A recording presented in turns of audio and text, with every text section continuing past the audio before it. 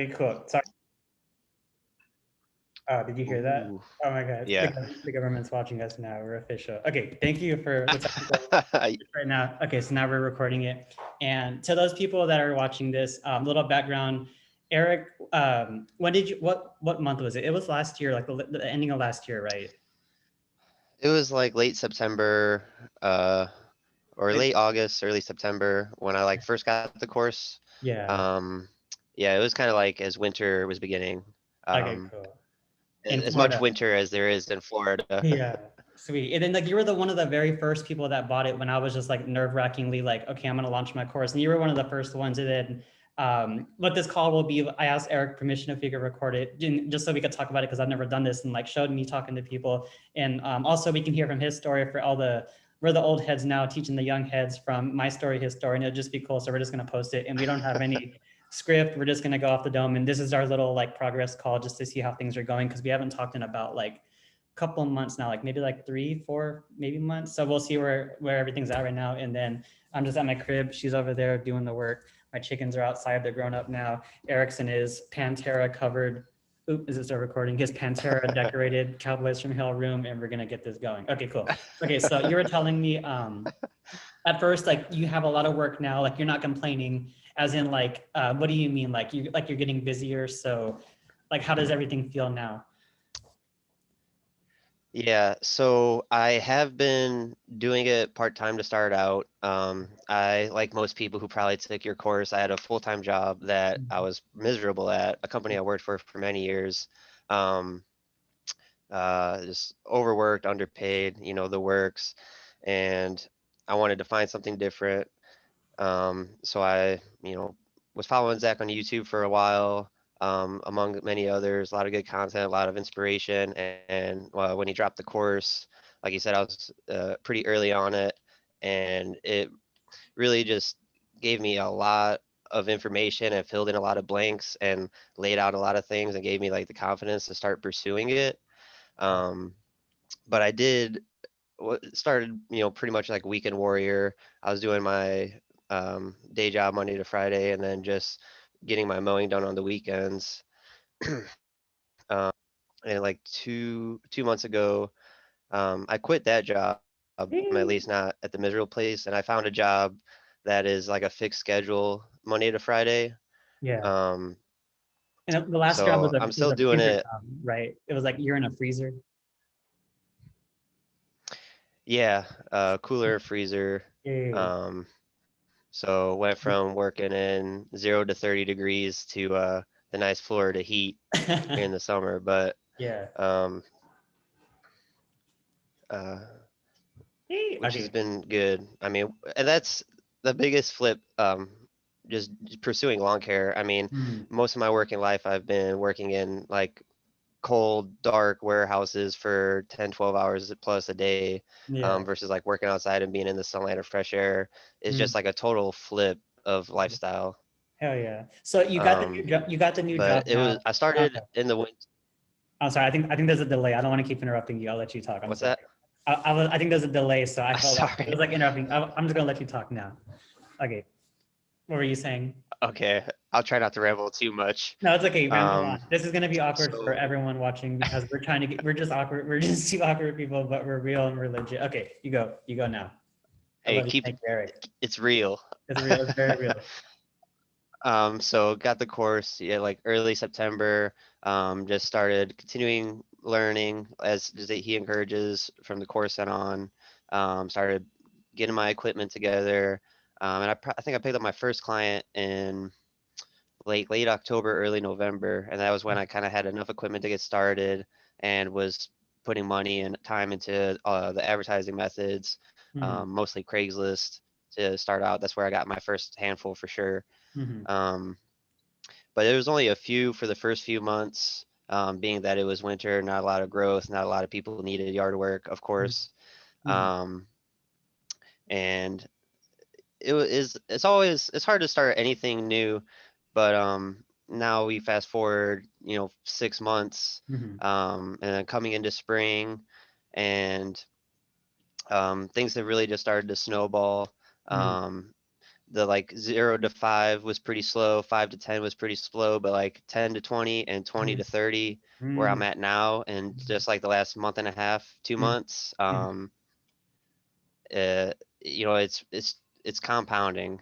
Yeah, Um, so I'm starting to reap some of the seeds I've been planting are starting to sprout and grow. yeah. So Awesome. I'm at a pretty exciting spot right now.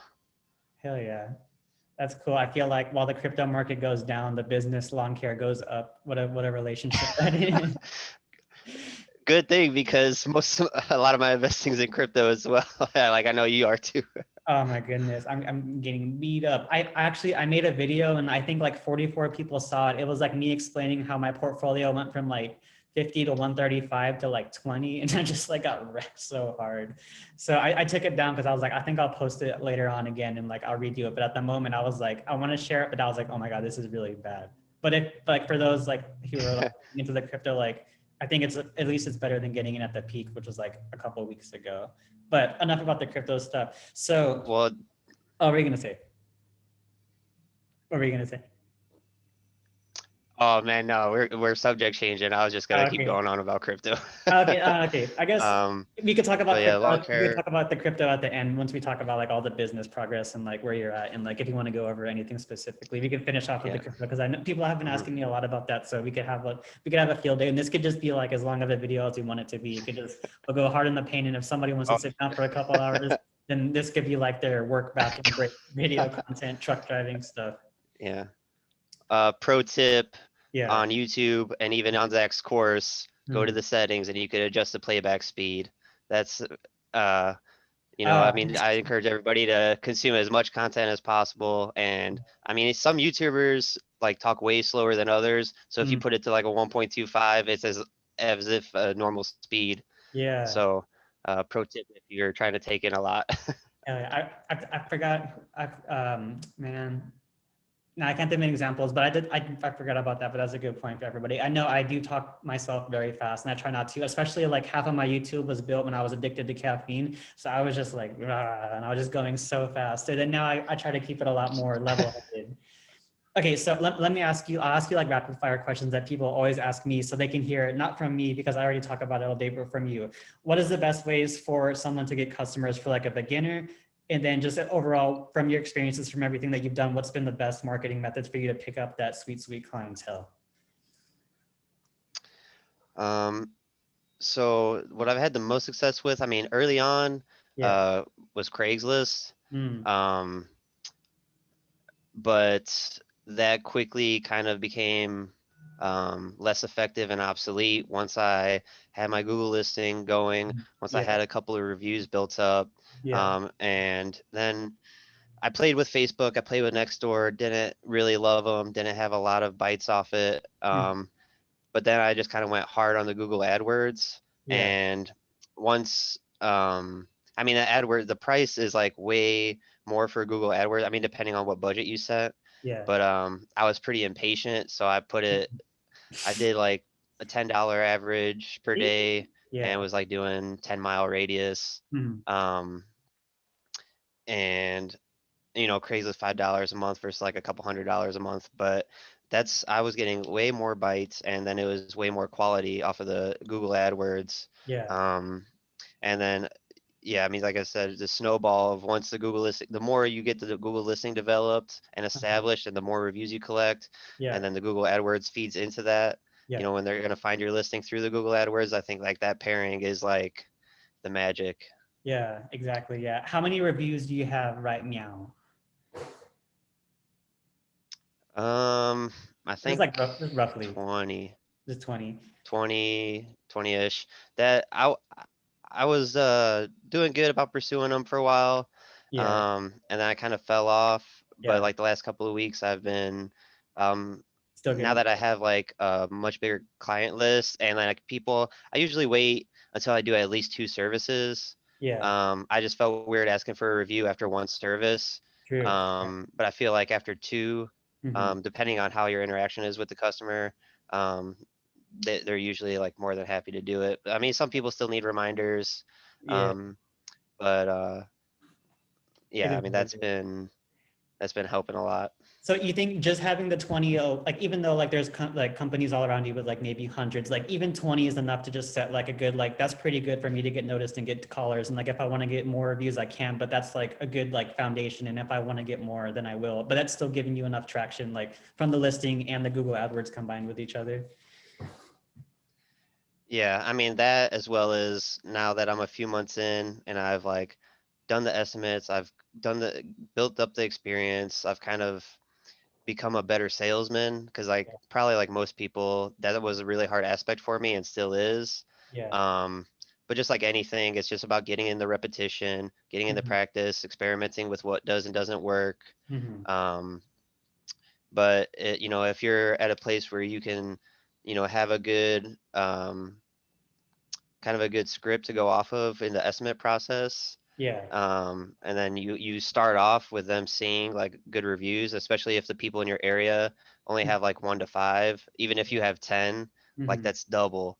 Yeah. And I mean, I know you mentioned it the course, so maybe a little redundant, but No. um, yeah, that just really stands out. I mean, Yeah. even if you give the example of looking for food at a restaurant, but like Mhm. 10/5 is good. And the bigger you make that gap, like the better. And then that in itself gave me more confidence too when I'm talking to customers because if they're going through my funnel of Google AdWords and to my listing, I know they already saw my reviews. Mhm. So if I do give a higher price and then I feel like a little bit, they're like iffy on it. I was like, hey, you could, you know, pull me up on Google. You can see the reviews of my customers that have been happy with the service I've been providing them. Yeah. And He's then got that's scale like my that's chest. close some deals. Yeah. Hell yeah. That's cool. What, like for most of the estimates, you're doing them in person, or like have you started getting to the point where you just swing by and you just like look at it and text them, or has it mostly been just like in person quotes so far? So in the beginning, since at my original like weekday job, I was working way too long hours and it was kind of unpredictable when I would get off of work. So it was really hard to do um, In person? estimates on the weekdays Mhm. and they had to do them in person. And then if it was like they call me on a Monday, I can't get out there till Saturday. Mhm. So I was experimenting with yard book and getting a lot measurements. Yeah. So that Love saved me that. a lot of time of like driving to the property and looking at it. But I'll Mhm. tell you what, it burned me more times than it helped me. Yeah. um, like it helped me cycle through more estimates just to get like the initial customers in now. But Mhm. I transitioned out of that fairly quickly once Yeah. I had a handful of customers. Because I mean, like you recommend, like going there and seeing it Yeah. is crucial because the lot size, and Mhm. everyone will learn this. The more yards you do, the lot size is like a small detail.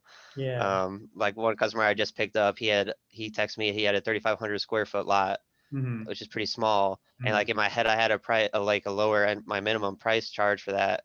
But I Yeah. went to the property, and then in the front yard is a huge, like ditch, Mhm. water drainage that all had to be trimming. Yeah. So, Jeez. that made the yard take way longer. Yeah. So seeing the yard is definitely the way to go when possible. Mhm. Juggling jobs, the Mhm. yard book method, and getting lot measurements helped, but that's definitely not the end all be all. True that. What, okay, so another thing that people always ask me a lot, and you're in Florida, which is like the best way because like I feel like Florida is like the hub of lawn care, like competition and pricing. Like what's like your average, like as a Floridian, is that what they're called? Like what's like your average price right now, like where you started versus like where you're at now? And like what can you say about like when people ask, how do I charge more? I could never get that price in your videos, Zach, because there's so much competition. They wouldn't pay more than 20 bucks. I live in Florida or I live in like Texas, even like where there's always competition. What would you say about all the pricing topics from what you've learned so far on like how to get the best price?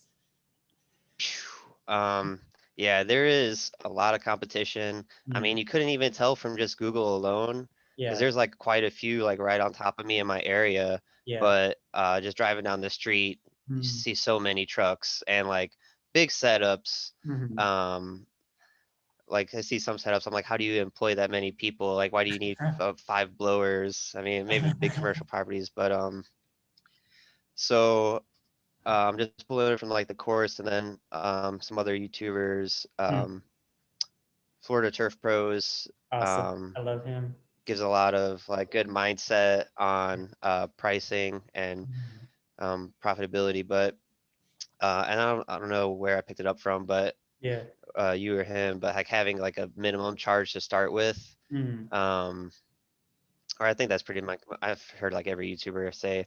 Yeah. So I started at $35 as a minimum charge, Yeah. and even in the beginning, I had like a 55 pretty early on, Yeah. 40s, 45s, Hmm. and it was just like in the last few weeks, couple months, I've like just slowly been creeping it up Hmm. and having a higher and higher minimum. It's just like something to do over time. So I started with a 35, and now my minimum is 40, but I'm really aiming for like a 45 per cut for biweekly.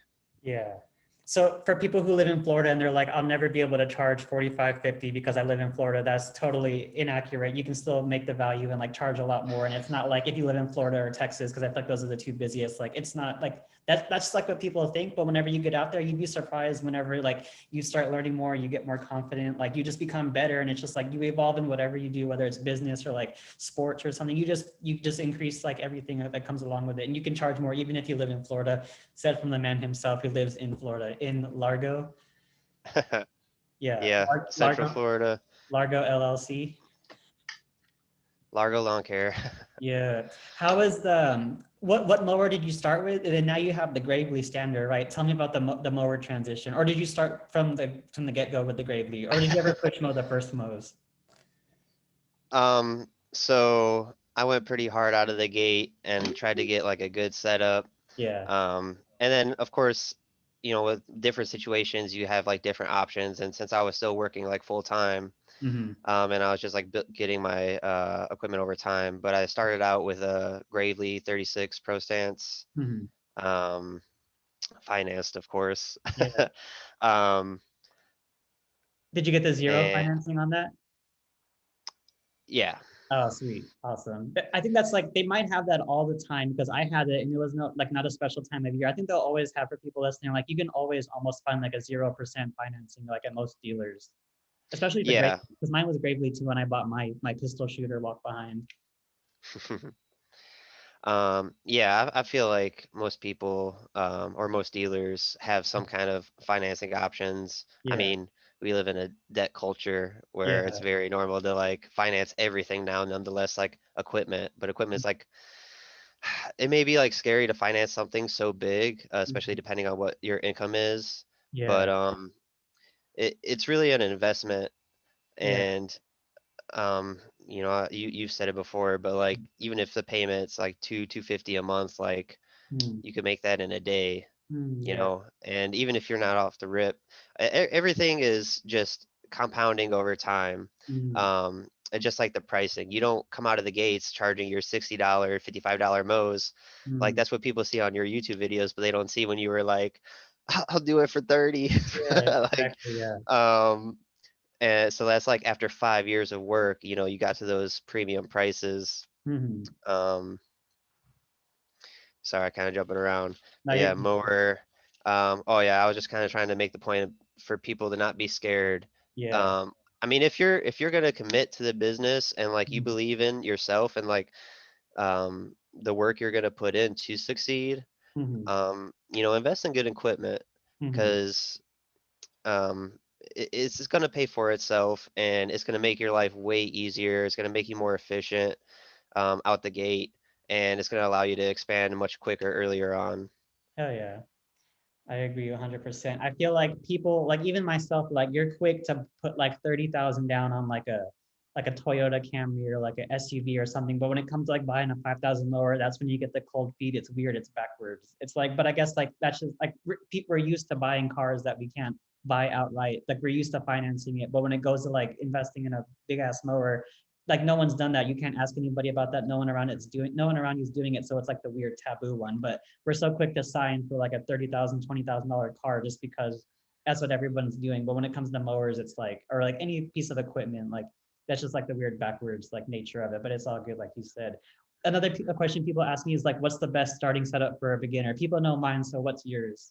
From trimmer, blower, mower, and like I guess the truck, what you're swinging around right now too. So I actually had a pickup truck as my personal vehicle. Yeah. I have a 2014 Toyota Tacoma. Mhm. Um, I had it for like a couple years before I like went on my lawn care venture. Yeah. Um, and so I got a 5x10 trailer, a utility trailer, Yeah. the 36-inch Gravely stander, and Yeah. then I have a little 21-inch recycler Toro Yeah. that I just bought for my own house. Oh, But like that's been my secondary mower, yeah. and um, shit, I'll give it props like for what it is. Like I've put it through some work lately. Because sometimes fences, the 36, I love that mower. Hmm. But again, it's just depending on what kind of yards you're picking up and what size gates people have. Hmm. I mean, for my area, I've found that it's like a real variety of gate sizes and lot sizes, like even on the same block. Mm. Um, so Hmm. it's not like a lot of cookie cutter neighborhoods. It's a lot of variety. Yeah. Um, so having like the little 21 was nice. Hmm. Um, but I've been, it's been in the back of my head for like the last couple of weeks that I'm gonna need to like upgrade that because the self-propel on it is like next to nothing. It's just a Uh, little bit. And uh, then as I'm like kind of getting more customers where I need to use a smaller mower, uh, I was kind of like been yeah. tossing around upgrading the secondary, which I ended up just doing this past weekend.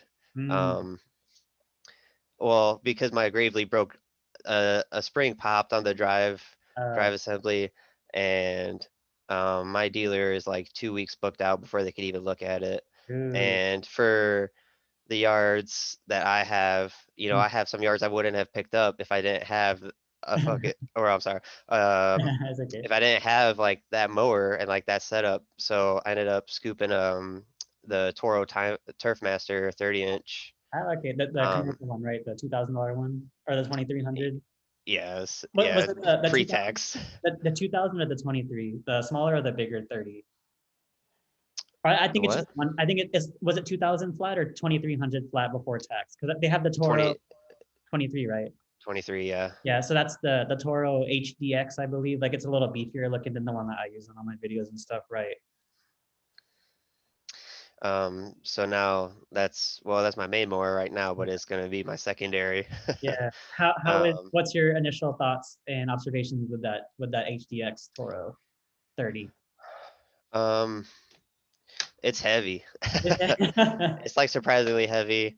Um, I feel but they, Oh, I'm sorry, you go ahead. I was gonna say like because there's like the two models, right? I don't think they make the $2,000 version anymore. You got to go to like a dealer that has old mowers in stock or buy used. But like the X Mark, there's the S series, which is the little one that I use, and they have the X Mark, the X series, which is the 2,300. And when I used both, because I bought the bigger one for like a day and I returned it because it was heavy and bulky.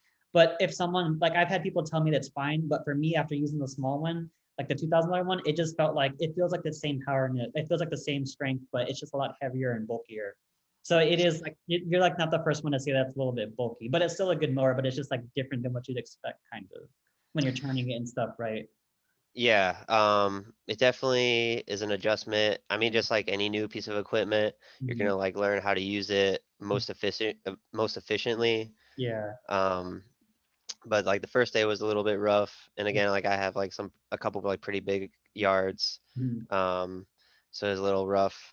Yeah. And then in Florida, like a lot of yards, like it's all sand in Florida. Yeah. So on parts, if it's like patchy and no grass and there's like mounds of sand and you're trying Yeah. to turn on it, like even the propulsion, the like badass or the awesome you, transmission you can say on it. the It's okay. It doesn't. I'm sorry. I just want um this to be legit. Yeah.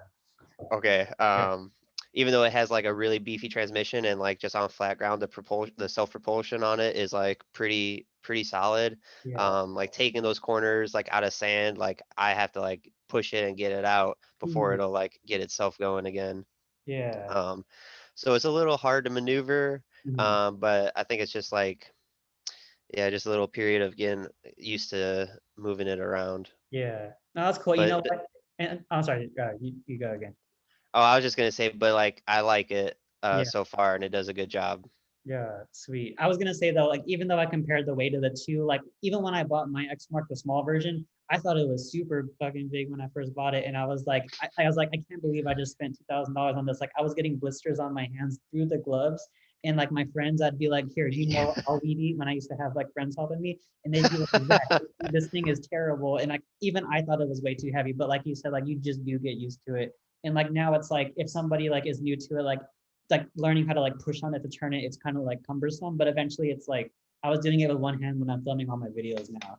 Back before when I was like, it was giving me like such a hard time to turn it. But now it's like I literally turn it while I'm filming half of my videos and stuff. And it's like pretty straightforward. I think we just get stronger with it. That's all it is.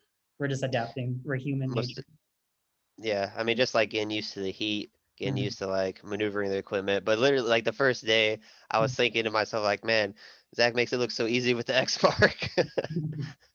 I get it's just years of practice, boys, like Family Guy.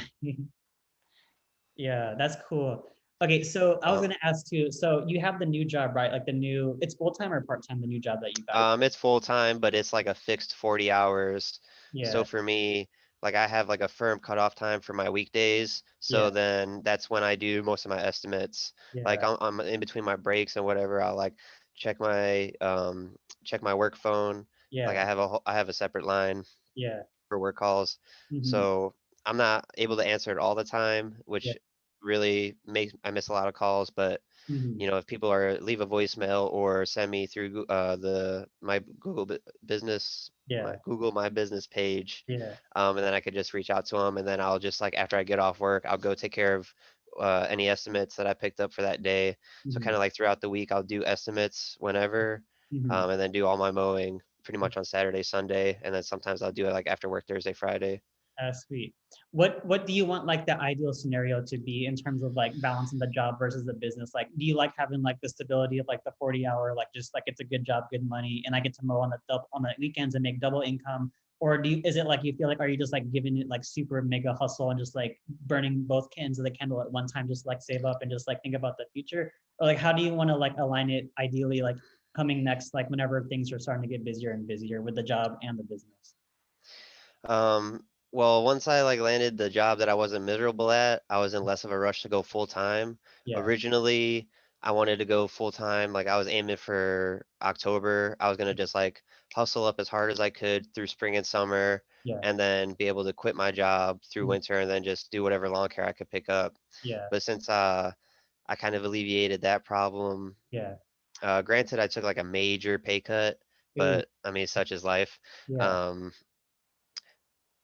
my kind of idea now is like I kind of got my customer list to where um as about as much as I want to take on while I'm doing both. yeah, But what I'm doing right now is I'm just flushing out customers, and like now yeah, that I've recently gotten like confident with my higher price commanding and I've stacked up my reviews, uh-huh, and the estimates I'm starting to land now are like way more profitable. yeah, Like just recently I started letting go of some of my like lower margin ones. yeah, Um, so I just want to kind of like maintain the 30 I'm at through uh, this season, yeah, since we're kind of like in the midst of it.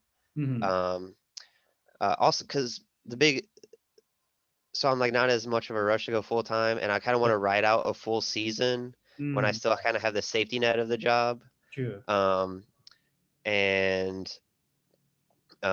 kind of like see how the fluctuation of yeah, busyness gets. mhm, And you know, if like the dry season, mhm, I mean there was like a couple of weeks like I had customers wanting to skip because we didn't have rain for weeks yeah, and weeks and everything was dry and not growing. mhm, So I'm kind of like going through a season, mhm, just experiencing it all, and then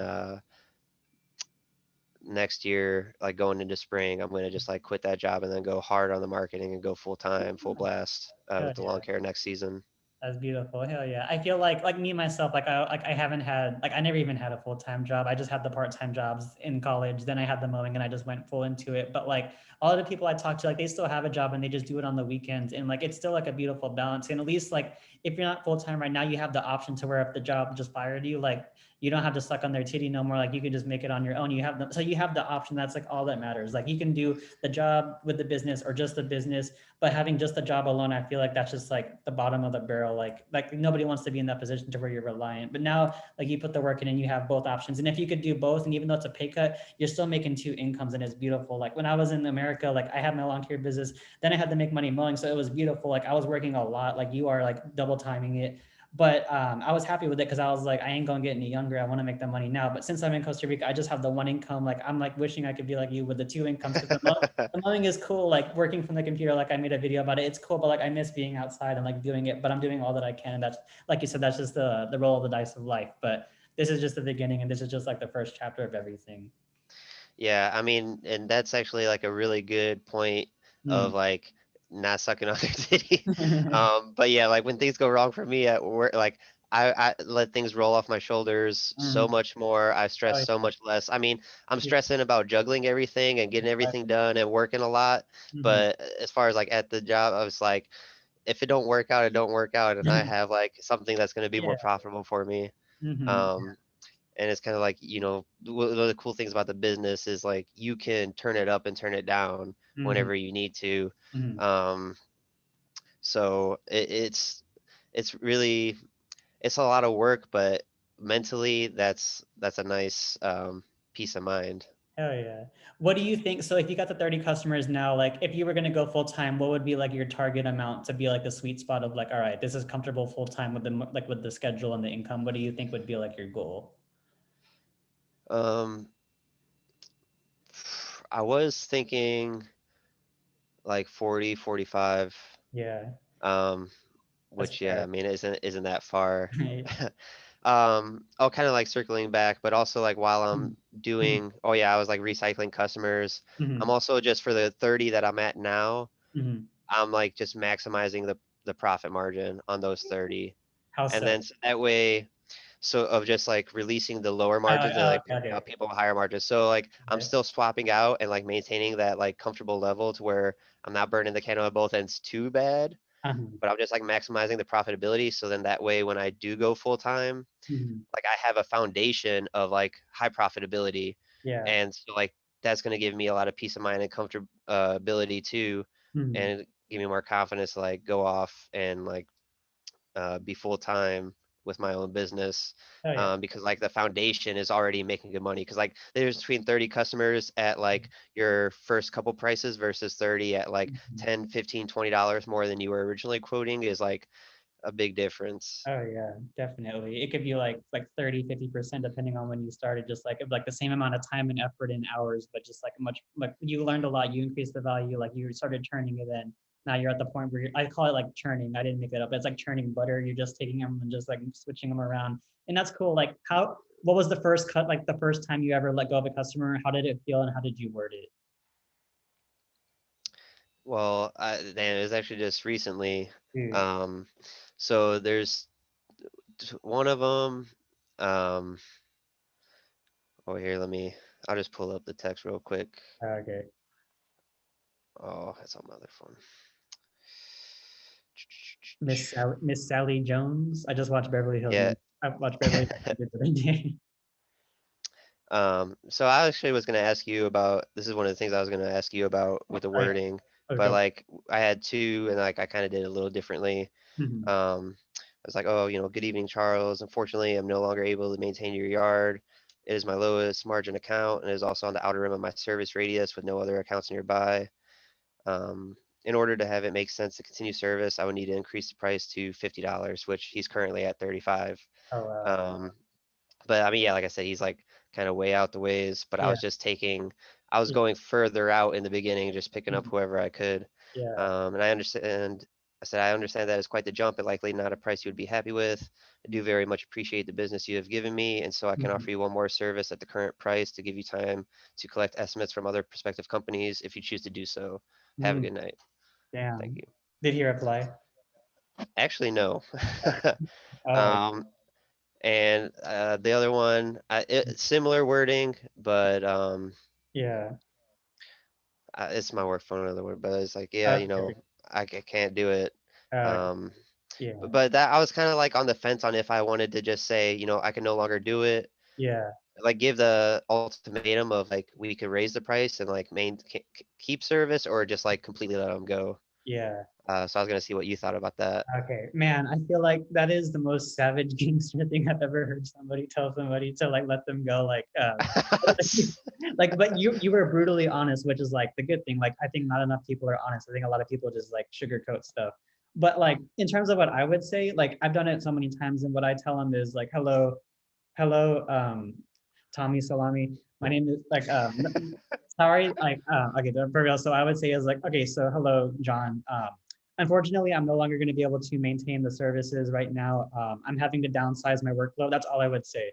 And then I would say what I can do though is I can help refer you to another fellow lawn service in the area. And then I would just go on Google, or I have so many people I'm working with now that I could just like refer them and someone in San Antonio. But I would say I can refer you to another fellow lawn service. I looked up, they have good reviews. Here's their phone number. That's it. And I would just say, thank you so much for your business and let me know if I can do anything else to help. That's pretty much it. And then half the time they'll just say, thank you so much. And they'll be like, I appreciate you too. Or they just won't even reply.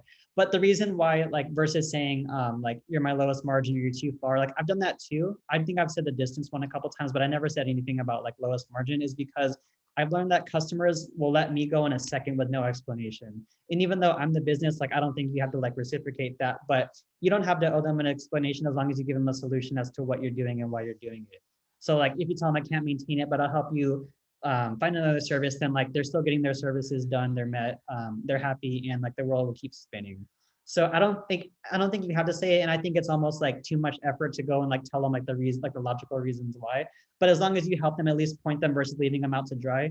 But you didn't even leave them out to dry because you said I can do the service and like you can have time to get another quote.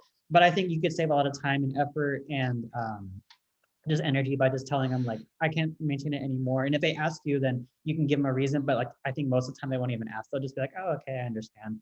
Because I've had so many customers just let me go for no reason. And some of them do give me a reason, like I'm moving or I'm gonna start moving it myself. So I just learned like you don't have to go like completely like detailed. You can just tell them what you're doing and like what's going to be happening going forward. And I think that's usually like a good enough case to keep it going. Yeah. I did not read it out loud. I guess that one was pretty savage. I was less savage with the other one for what it accounts for. No, it's okay. And it's like I've made so many little like boo-boos and things I would do differently. So like you had like there's no sweat. Like you gave him like everything straightforward. Like you can do the service, and then if he wants to take you up on it, go for it. And then, but maybe in the silver lining, like maybe he'll realize like, damn, like I'm not going to get a quote for that. That was the best lawn care price I'll ever get, because people are going to start increasing their hourly rates on me and stuff. So maybe like at least he got like a really good rate from somebody good. Yeah, I mean, I wasn't sure about like the pricing, but Yeah. I figured if like, one of them I've just been done for a couple of weeks, but like him I've been servicing for a while. Mhm. So, I don't Mhm. know, I felt like the odds were like probably 50-50, but like I don't know, if you have someone and you've been working with them for a while, Yeah. and then especially if like I don't know what his previous lawn guy was getting paid. Mhm. Um, but like most people, he like retired or disappeared. Yeah. But who knows? Like maybe that guy was charging him 50 already, and I was doing 35. So he was like, "Damn, all right. Well, I was paying him cheap all this time, but like I'm totally willing to pay more." No, Um, that's fine. I feel like that's just like a little like a drop in the ocean, like a piece of sand, and it's okay. Like you learn from it, and it's over. Now you can move on to the next one. But yeah, I think definitely you can just tell them a little formula like I can't. I'm down. I just say I'm downsizing my workload, and that just like covers all aspects. And I just tell yeah, them like I can't do it, but I'll find you somebody to do it. Here's our number. Boom. I give them like a good thank you so much for all your business. And of course, if they're like a long time customer, maybe I'll be a little bit more honest and tell them like why I can't do it. But if it's just like a couple modes here and there, I just keep it moving and just tell them that like pretty point blank. yeah. I definitely like earlier in my journey, it was like even knowing Mhm. that like letting go accounts is going to be beneficial in the long run, it Mhm. is like so hard to do. And Mhm. that's like it's taken me a while to like build up to where like I'm actually ready to let people go, because now Mhm. I feel pretty confident that like I'm getting an influx of getting enough callers Mhm. and commanding uh higher prices to where like just doesn't make sense. Mhm. Um it just What doesn't do make you, sense. what do you, because maybe someone watching might think like, how come you guys just give them away? Why don't you just sell them? Like, what's your opinion on like the process of trying to get like a price to quote to sell a customer and giving it to someone as like that? What do you think about that? Because me myself, like I've never really done it. I did it a couple of times, and then in my head I would think like I can charge 1 year's worth of mowing for this one customer, so $50 per month, $50 per visit twice a month would be like I can do the math, like say $1,000 per head, right? In my head, I thought that's what it would be, but in realistically, I was like, I wouldn't pay that for somebody else. Like I would, so I was like, I'll do like 1 or 2 months. So like I was selling customers for like 200 for a little bit to like the people I was working with. But I think like if you didn't have like a circle like I do with the Make Money Mowing, if you're just trying to find a company out of the blue, like what do you think about like the process? Even if you have like the paperwork, like or like I guess like another thing is like if you have it actually documented like with invoices like clear on paper, like what do you think about the whole process of selling customers versus just releasing them and just like alleviating the pressure and just moving forward? Um, so I don't have like a lot of working relationships right now. Mhm, I'm just like making my own way, nonetheless, like networking with other companies, although there probably would be value in that potentially. mhm, Um, but yeah, I mean, like you said, I don't know how much I would be willing to pay to mhm, pick up somebody else's account. mhm, And I don't know, I feel like that's kind of a weird way to pick up account from like angle of the person buying it. mhm. Um, and I feel like I don't know, it's kind of like just weird, like what the value is. You have Yeah. to come to a consensus. It just seems like a lot of work Mhm, unless you already have like an established relationship and a system for it, to mhm, where it's just like, okay, yeah, hand it off mhm, X amount based on what they're already paying. mhm. Um, because especially if you're letting go of accounts that are like low margin for you, they're probably going to be low margin for other people too. So like, That's gonna you just be a know, running cycle. They're gonna be like a horror. it's like, That's oh yeah, this guy's paying me bottom dollar. I'll sell it to you for a couple of bucks, and it's like, no, like I feel like most people wouldn't want that bottom dollar customer anyway. Mhm, And in order for them to get a price that's good for them, mhm, they would have to be like the person to go through that process and give them an estimate, and give them their sales pitch. mhm. And so I could see value in that, but for at least for me, like that seems like way too much work. Yeah. Like me too. Like I don't want to tell people to leave money on the table, but like all honesty, like I'd rather just like let it go just for the mental like clarity. Just like I remove this customer, it's done. I have like the space to just learn something new and take on something new versus trying to squeeze out like every dollar just from selling customers.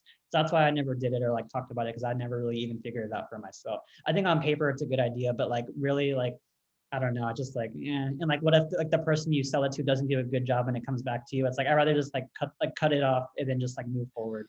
What about, Yeah, have you ever increased the price on a customer yet, like successfully or no?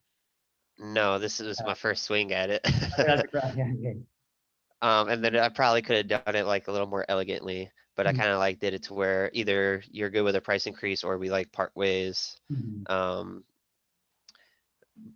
but I mean, I feel like that's kind of how I would do it anyway too. Like if I was just like, hey, this mhm, is what I'm just gonna maintain like being straight up, and mhm, like after I know how mhm, long the yard takes me and I know what kind of margins I'm looking for, which if to everybody watching, if you're not timing your yards, mhm, you're fucking up, yeah, and you should do that immediately. mhm, Um, and you should have like a hourly man rate goal that you're trying to meet, and then mhm, that's going to be how you determine what yards are and are not making you money and which ones you do need to let go of, mhm, rather than leaving it up to like subjective mhm, views. The numbers don't lie, so like recording that data mhm. is has been really helpful for me.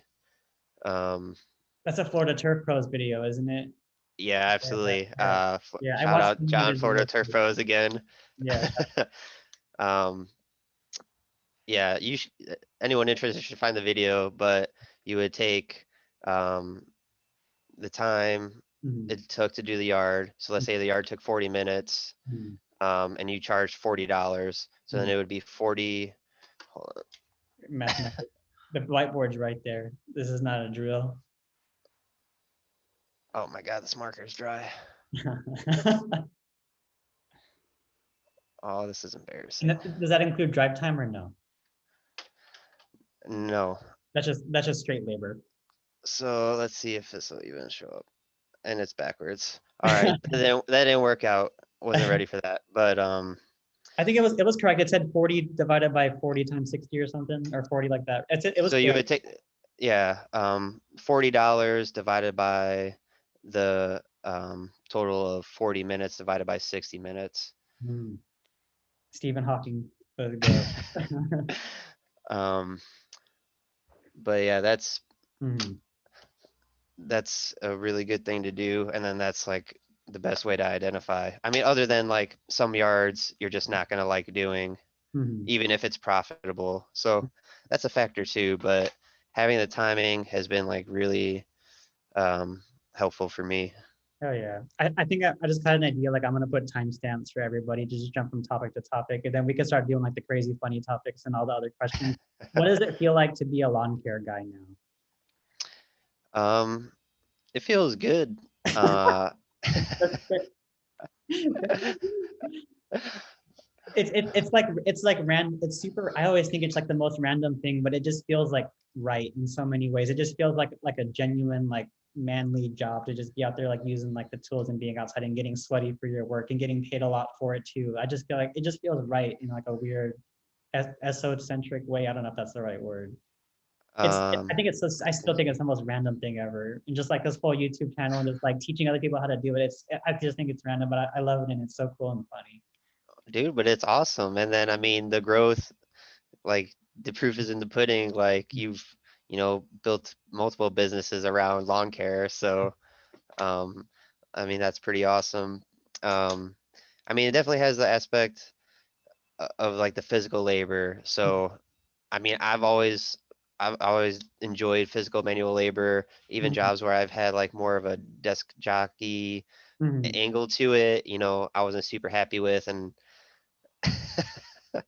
um so yeah, like just doing the physical work. And like I said, for Mhm. my comparison, dark, cold warehouse, sunlight, fresh air. Mhm. I mean, that's just like a better way of living, in my opinion. And I mean, I think most people who dive down the lawn care rabbit hole. Yeah. Okay, another good question people ask me a lot. People will say on my videos like, "What are you just gonna solo mow forever? Like, if you don't have crews, you're not doing it right. If you don't scale up to like multiple trucks, you're not doing it right." What do you think about like? Of course, it's down the road. What are your thoughts on like having crews and workers and like having like a gigantic business versus just keeping it simple and solo, just like you have it now, like and just like figuring out and learning and like diversifying from there. What do you think about that whole equation of like going like you must scale up and stuff versus like keeping it simple and slow low for now at least. So that's actually a question I get asked a lot whenever like I'm talking to someone and then I'm like, "Oh yeah, I have a business." Mhm, Like immediately they're thinking like, "Oh, you're gonna have like multiple crews and multiple trucks?" mhm, And I mean just like pulling from, a lot of people and like you, mhm, and just now that I've like experienced it, mhm, um it really depends on what your long-term goals are, but more money, more problems, more mhm, trucks, more problems, more employees, more problems. mhm, So you can, and even if you're increasing your revenue, mhm, um, what really matters is what your profit is. mhm, So even mhm, if you scale up so fast, you take on all these clients, you have all these things going, mhm, I mean, but your profit margin isn't there, then I mean, what's the point of all of that headache? mhm, Um, so like in my mindset, I'm gonna just go through at least like one or two full seasons solo, mhm, see what my cap of that is, like how many people can I take on comfortably, how mhm, much money am I making there? mhm, And then if I really feel like that's not enough money, then I would start thinking about scaling up. But um, that's pretty much that's like down the road in my horizon. mhm, I'm in like no rush to upscale. mhm, I'm just like maintaining, keep it simple, mhm, and just like in anything, the just like me doing like 30 accounts this year and then going 50 next year, mhm, I'm going to be way better equipped and mhm, take on way better accounts and have way higher margin accounts for those the the 20 after the 30, rather than rushing and like scaling up as fast as possible. mhm. Because Oh if yeah. I just picked up 50 customers at my original minimum price, I'd have 50 customers at $35. But now that I've waited and like developed my skills, Mhm. now I can have 50 customers at $50. Yeah. Oh yeah. I agree with you. It's all about just like I think people just like the videos like they might see like $50 like a day or $50 per yard and they might get discouraged. But it's like I try to tell people. I even posted a video of my first Pixos ad. It's like 10 videos down. It's like the ad says 25, 30 for like mowing and stuff, and it's just like I think like people like put so much pressure on like the money, but it's like the experience is what you want. You just need to go do a couple of jobs and underprice them and then just like get it out the way. Then like you'll find a way to charge more and you'll find a way how to word it and how to provide the labor and everything will just work itself out. All that matters is getting started. But I feel like maybe sometimes people get analysis paralysis and it stops them from getting started. Yeah, What what what, definitely. what was the point that made you just be like fuck it, I'm gonna go for it? Like this is like it's something I've never done, like a long career business. It's like just what was the point where you're like, I'm gonna do this, I'm gonna go for it? Like starting the business altogether. Yeah, just in general. Um, It doesn't have to be like a crazy, like hmm, super crazy. Was it just like I just wanna like make more money and like do it on my own and get it on my own, or was it like there any other like yeah. factors at play? So for like 6 months, I had left the company I didn't like, and I was working with a tree service company, and it was a small company, and it was a lot of the times it was just the owner and me, and then usually we had like a third guy. But there were some days we were doing tree service with two guys, but we had nice equipment. Mhm, So I kind of got like a taste of what it was like having a small business and the mhm, freedom of it. mhm. Um, and like every workplace I've been in, I've like learned good ways to not run a business. And Yeah. then the same goes like with him. Mhm, Like he was not putting in the effort to mhm, like keep us busy enough. Like he mhm, was making enough money, but I wasn't. mhm, And like I could see the little bit of effort he was putting into advertising and landing jobs. And mhm, I was like, well, so I kind of like saw like, you get what you put in. mhm, And if you like have your own business, like you can control like how much work you do and don't have. mhm, And then also just like my experience in workplaces, most people don't feel like they get paid what they're worth or they get paid with what the worth is of their work. mhm, And I kind of came to the conclusion like the only way I'm gonna like feel like I get paid what I'm worth is if I'm the one paying myself. So mhm, entrepreneurship, just kind of like became like a good the goal. mhm. True that. I feel like like besides mowing, like I guess like we can go like wider topics, like what like besides mowing, like what else like is in your head all the time? Like what do you like what like encompasses you and just has you like thinking or like, keeps you up at night besides just like mowing grass blades and just everything? It's all grass 24/7. There's a phase where it really Um, like um, man, really like the last 4 or 5 months, Mhm, if I'm not learning about lawn care, I've been just like deep diving financial education. mhm. Um, and I really, have you to thank for like that initial spark, honestly, when you were talking about your like your first Vanguard investing. Mhm.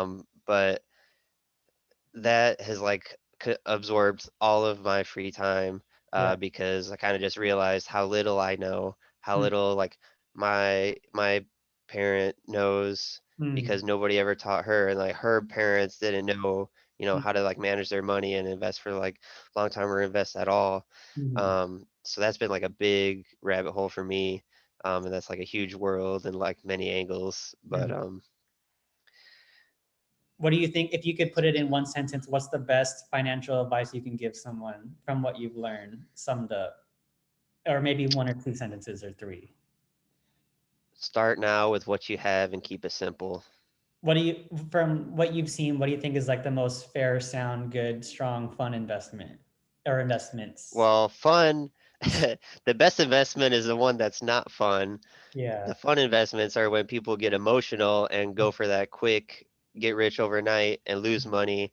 Mm, Um, Partially speaking for firsthand experience, because learning about different ways of investing and experimenting, with like small amounts of money. mm, Um, like the best way to go is just have like a simple index fund that you put money into consistently and just let it compound over 20, 30 years. mm, Um, but people get like burdened down with just like the constant tweaking and like every day watching it, mm, um, and then mm, just chasing like the next hot stock where mm.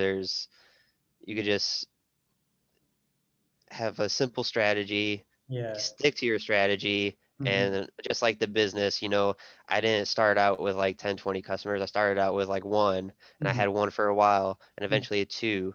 But mhm, then, and that after a few months, after 5 months, then it went to 10, and then 10 to 15 was way quicker than 0 to 5, mhm, and that's just like the compound interest over time. mhm, I think it is Albert Einstein that said compound interest is the eighth wonder of the world. mhm, Um, but patience, mhm, patience with everything. Things take time. mhm. What was your biggest crypto L these past couple weeks and months? Uh, Doge. Uh, would you share how much you like put in or lost, or is it just like a over under of Sure, what did you do, just like a sure. like not exact but just like a over under, like, and how did you make the L from that?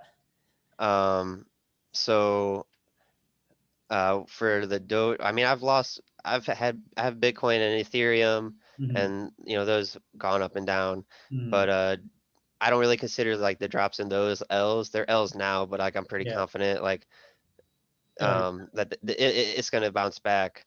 But things like the meme coins and like the altcoins, like those are like way more of a gamble, Yeah. because they're not like as established. But Doge, I was riding the hype train. It was going up. Elon's tweeting about it, and like the day before he went on SNL, I Mhm. was like, damn, he's gonna talk about it on SNL. All these people are gonna hear about it. It's gonna jump. I was like, I'll buy in now, and I Yeah. was gonna just like hold it for the weekend and try to get a flip on it. Mhm. But it like tanked immediately. I literally bought it at its peak at like 75 cents, and then it like instantly dropped, like the next day dropped like 20 cents, and then just kept going down and down and down. Then I thought, oh man, I'll just like once I make my money back, I'll jump out.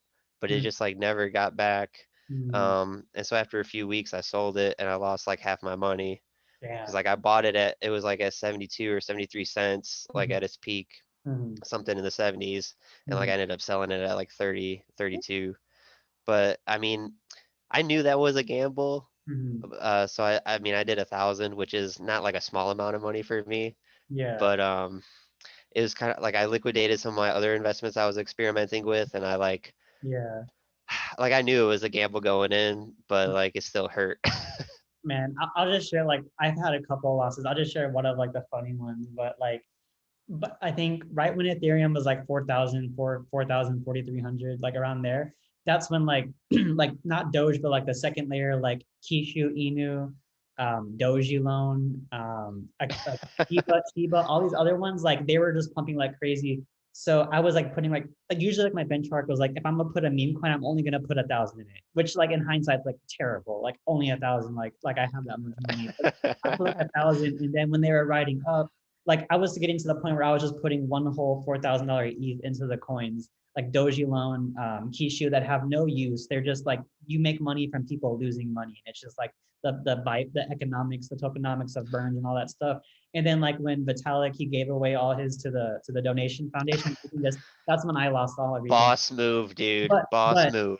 but when it dumped, I was like, oh, we just got rug pulled. But then I read that, oh, he donated it. Oh, I'm gonna buy back in and I'm gonna double up because it's gonna go back up. So I put like a whole new $4,000 ETH at the bottom, and it still kept going down. So that was like a double L because I was like, it's gonna go back up. It wasn't a true rug pull, but it still kept going lower. So I was like a double L, and I was like, damn it.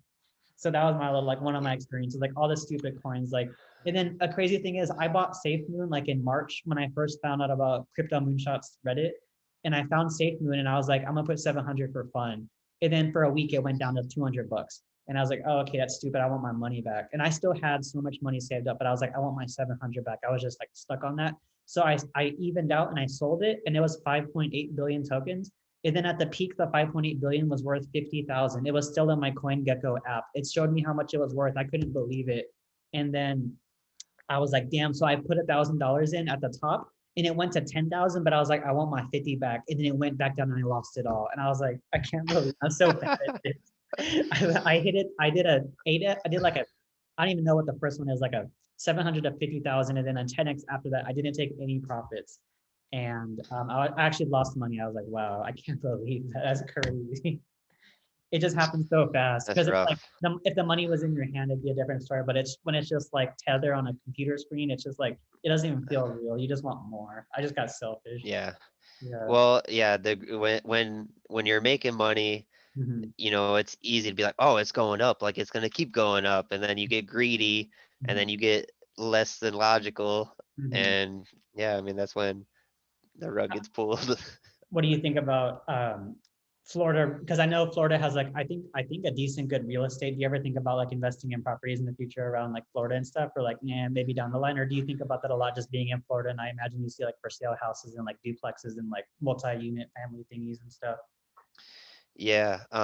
So just as I've been like learning about financial education and different ways of investing, real estate is like, something that comes up a lot. And then there's a lot of things in the tax code that makes it beneficial to have real estate investments. Mm-hmm. But You pay almost like um, no taxes at the end of it when you take away all the little deductions here, there, here, there. It's almost like they almost pay you in a way. It's crazy. yeah, I mean, it's how the rich keep Yeah. getting richer. I mean, Monopoly is like a really good parallel to real life. Mhm. Um, but like I've spent some time learning about it, but I haven't dove too deep. And actually, I did invest in a little real estate wholesale course, Mm. and it was like $100 Okay. for like a challenge thing. But then I realized like I do not have enough time to So, get so proficient enough. Um, I was like, there's a lot of money to be made, but there's a lot of money to be lost. And like the way you make money is by learning how to do things and then also like experience, just like building the lawn care business. I'd have to like build a little real estate business. mhm, And I'm just, I decided that's not a good move because I'm just like, you can only do so much at once and there's only so many hours in the day. mhm, And while it's great to have and develop multiple streams of income, and then that's like the ultimate goal, mhm, as like you branch out from your lawn care and then another internet business, mhm, but like you don't start all of that at once. mhm, So real estate is like something I'm mindful of and I'm like trying to learn over time, but I'm mhm. not like going full blast in it because I'm kind of like too invested in other ventures right now. Yeah, I don't even know why I asked that. I don't know anything about real estate. I was just like throwing things off my head. I wish I could edit it um, out, but I'll leave it in the stream because it's funny. What? Okay, how do you view money now? Just like from like all the business growth you've had, and just growing older, like how do you view money compared to like before or just now actually? Like I was uh, talking to this guy who I went to Oregon. He's one of my friend's friends, and then he's super cool. He made so much money just like with Top Shots when it first happened, NBA Top Shots. I think his portfolio was worth like over $1 million at one point. And then like holy shit. we just went on a hike, and then like he just has a bunch of money from all these other things he's doing. He's just a straight up hustler. But I was like, how do you view money? I just wanted to hear from him, and he was like, it's just a tool. That's all he said. It's just Damn, that's literally what I was gonna say. yeah, it's just straight I up a mean, tool to get more stuff and to do stuff differently. yeah. So, or I don't know if like there's too many plugs, but another like really cool YouTube channel for financial education, Minority Mindset. Oh, Um, like they have a ton of good content and a mhm, lot of good blogs. mhm, Um, but that's where like I've done a lot of my learning. mhm, But yeah, money is definitely a tool, and if your goal is to have like just more money, it'll never be enough. mhm, But true wealth, and I don't know exactly who this is being quoted from, and I'm probably paraphrasing, but like, mhm, you know, being rich is like having money, but mhm, being wealthy is having time. mhm, And money is like a tool that allows you to buy back your time. mhm, So if you like build up your business and you're making, 4 bands a month, mhm, um, like your time is more valuable to spend in your business making that money as opposed to like, um, I don't know, like cleaning your house. And like mhm, you could pay someone $10 an hour to clean your house and mhm, save you like 4 or 5 hours, and then you're buying back your time. So I kind of view it as a tool to like the freedom of time. mhm. True that. How I don't know much? how much sense all that made. No, no, no. You're right. Like I like that quote about I figure you're gonna say wealth is of the mind, and I was like I've heard that a lot. But you said like it's having money versus like having time. And I was like, oh, that's true. Like another quote's like knowledge is learning stuff, wisdom is letting stuff go, or like living without stuff. It's like it's cool, like little like philosophical things like that. How much like for the like say if you're going full on with the lawn care full-time business just only mowing, what's a good month look like for you, like a fair amount that you know that you Like can income. Yeah, just income wise, like just like in like whenever you're full time, what's like the benchmark that you want to shoot for that you know you can hit because the numbers are pretty much already there. Just you don't have a full time schedule yet. Like a little bit more down the road. Yeah, like I mean, say my say like time first, you're shooting for that you I know. mean, I think 4,000 a month, Yeah. is like pretty comfortable living, taking care of expenses and having some money on top. Mhm. Um,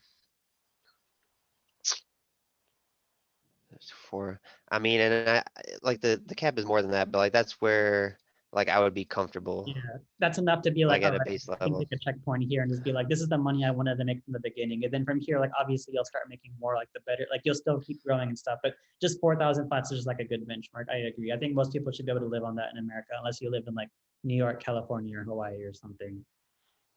Yeah, I Yeah. mean, it's a little different per area, but I mean, same as like how much you're gonna price a yard, you know. What do you I'd think? imagine California yards cost a lot more. Yeah, no, I think yeah, definitely they should because of the cost of living. Like I'm sure everything. Like even when I was going, I was getting like taxes on hotels that like I didn't even know they have a hotel. Like all these crazy little California taxes. It was crazy when I went to go visit there. That's why everybody's leaving.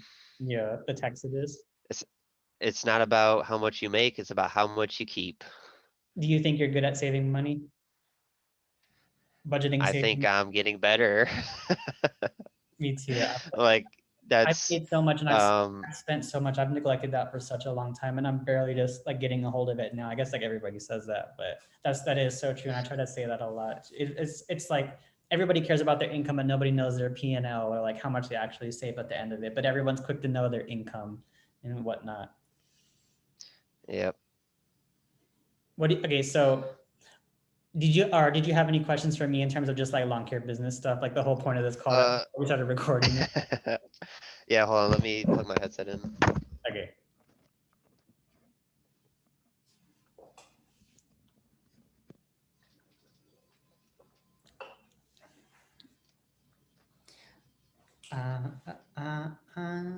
I know this rising. Can you hear me? Yeah, 10-4. Cool. Uh let's see. Got some notes. Um so man, this seems like a simple topic after all the complex stuff we've talked about. But how do you order your mow, trim, edge, and blow? Do you always mow first before you trim Oh, that's a and fun edge? question. Yeah. I feel like okay, so I always mow first, then I trim, then okay, no, it depends. If it's a maintenance customer and it's like the yard's already pretty short, then I always mow first, then trim, then edge last, and then I blow. But if it's a first time customer, of course, I would edge first and I would go and like suck up all the edging with the mower and stuff. But I know like the debate of mowing first versus trimming first is there. A lot of people trim first, but I've tried that. That just feels weird for me because if I trim and I think I'm feathering the edges and I go with the mower and I realize I can't hit the turn, I don't want to go back and walk with the trimmer. So that was my like, okay, I can't do that. But I know a lot of people do it in their videos. But me, I always mowed first. That just feels normal and natural to me. Like I'm just a robot. I just pull the mower off and then I just start mowing everything. Unless it's like a yard that needs to be weed whacked first. But if it's maintenance, usually it never needs that. What about you?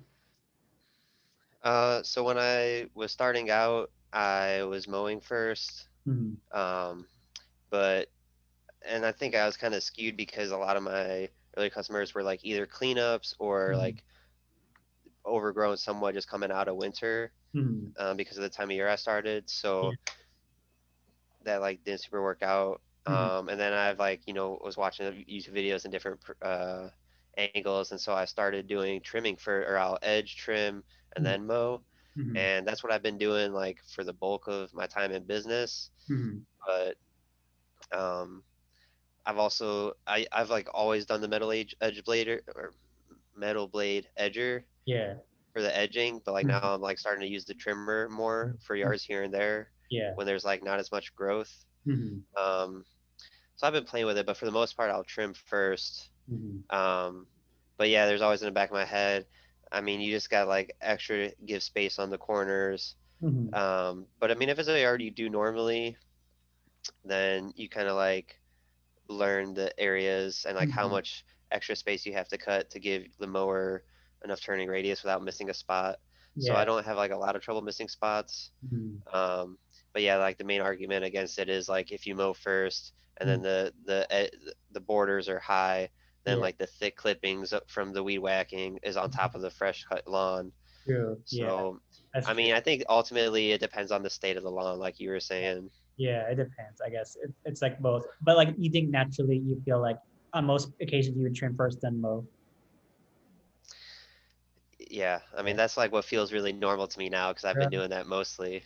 True. Maybe when I go back, I'll try it. I'm open. I'm open to some variety. I'll go back and I'll trim first, and I feel like I'll be walking in circles, backwards, upside down, just trying to get used to it after like 5 years of not doing it. Yeah. Um, let's see. One of my topics, I was gonna ask you thoughts Good. on like upgrading my secondary mower, but then I ended up doing it. Yeah. Um, oh, I know this is like a concern for a lot of people going full time, How was that? but what do you do for health coverage, like health insurance? That's like a lot Okay. of people are scared to leave their jobs because it's like the only way I could have health insurance. Yeah. So I'm gonna be honest in what I did. So when I just turned 27 last year. So up until 26, I believe you get the coverage underneath your parents. So I had the coverage underneath my mom through Obamacare. And then honestly, she just paid for it. That was it. I'm just the only child, so she paid for it. But whenever I turned 27, I was like, okay, I need to get my own plan now. I need to learn it. So what I did was I found a healthcare company called Molina Healthcare, and then I just got the most basic plan. I think it's like the deductible is like all right. It's not anything crazy or special or low. It's just like a basic plan, and it's 240 a month, and then I just pay that out of pocket. I pay that with my business too because that can be a write off. And then also all I had was the medical insurance with this company called Molina Healthcare. I did it all on my own, just like you would go and get a quote from a lawn care company. Like I just went and got quotes from healthcare companies. So I did that, and then I had dental for $15 a month, and I basically only get cleanings 2 times a year. So that was it. I just had the medical and the dental. And in order, and once I was not 26 anymore, I just had to get it on my own. And I just found a company called Molina Healthcare. And then I had the little How card. much? It was 240 a month for the healthcare, and then 15 a month for the dental. Damn. Yeah, but I mean, like I've heard people who pay like three, four, 500 sometimes even. I honestly don't know that much about like the healthcare plans. I just like I found a plan. I was like, whatever, 240. I think that's like fair, I guess. And I just like whatever, just like auto paid and boom, it's covered. And at least I don't feel like I'm running around with no insurance because I did that for a couple months. And like when I'd be skateboarding, I'd be like, oh man, I can't fall down. Yeah, I mean that's one thing my mom like always drilled into me is Mhm. like you gotta have health insurance and like Mhm. made me forget about it. But also like I'm asthmatic or I Mhm. have asthma, so Mhm. like that's like just a big expense even with insurance. Mhm. Um, but honestly, like I'm at a point now where like I have a better lifestyle, eat better, take better care of Yeah. myself, and like Mhm. super regular exercise. So Mhm. um like now that I like take way better care of myself, I need to go to the doctor way less. Okay, yeah, yeah, So synergistic in a way. Like you're like, that helps too. yeah. No, but as far as like, But yeah, I mean, if oh, sorry, keep going. I was just gonna say, but like, yeah, you don't need it until you need it, like Yeah, just like any exactly. insurance. And then like you Like can you have, break it, like skateboarding. yeah, you like have a broken neck and you're like, I'd like to shop for a policy. Like, and do you have anything wrong with you? Like, no, not yet. I'm good. And then yeah, but I feel like to get the insurance, like I was so scared of it, but it's literally just like getting a quote for anything. You just go and shop around and you just pick one, pay it, boom. It's straightforward. But as far as like the perfect plan with a perfect deductible, that's when it gets like more technical. But like I never go to the doctor, knock on wood. It's just like I just knew I should have it. And ever since I've never really once even used it, except for like allergies and stuff because I had terrible Yeah, allergies. Do you have is there allergies in Florida or no when you're mowing outdoors? Or is yeah. it like is there a lot? Yeah. Or no? Um, yeah, yeah. Um, Texas I has mean, the there's like pollen season where yeah. like there's times of years because there's like just oak trees everywhere, and Mm, like cars will be covered in like a layer of yellow pollen, almost like a thin layer of snow. So there's mm, times of years where it's pretty bad. But yeah. fortunately, like me starting lawn care, and then Mm, I think part of like me being like a little more immersed in it kind of like helped. me deal with it more. Hmm. I never had terrible seasonal allergies. Most of mine were like animal based. Hmm. But I mean, I still have had animals. Hmm. Uh, Yeah. The kitty cat? but it hasn't been too. No, Uh, dogs. oh, it's dogs. Cats. Cats. I'm even more allergic to than dogs. But I do live with cats, but they're like not in my personal space. Mm, okay. Oh yeah. But yeah, I think the insurance, like just shop around for policies and like you could do it in one day and get it just like you get like insurance from like your company, like you can get Hiscox insurance, Hiscox insurance, and you could pay like 40 a month. I think it's like 125 to start and 40 a month. Like you just shop around, you just pick a policy and boom, you're in now for the health insurance. Yeah, I think yeah, it's just gonna be more money having an individual plan rather than being on like a group plan with a company.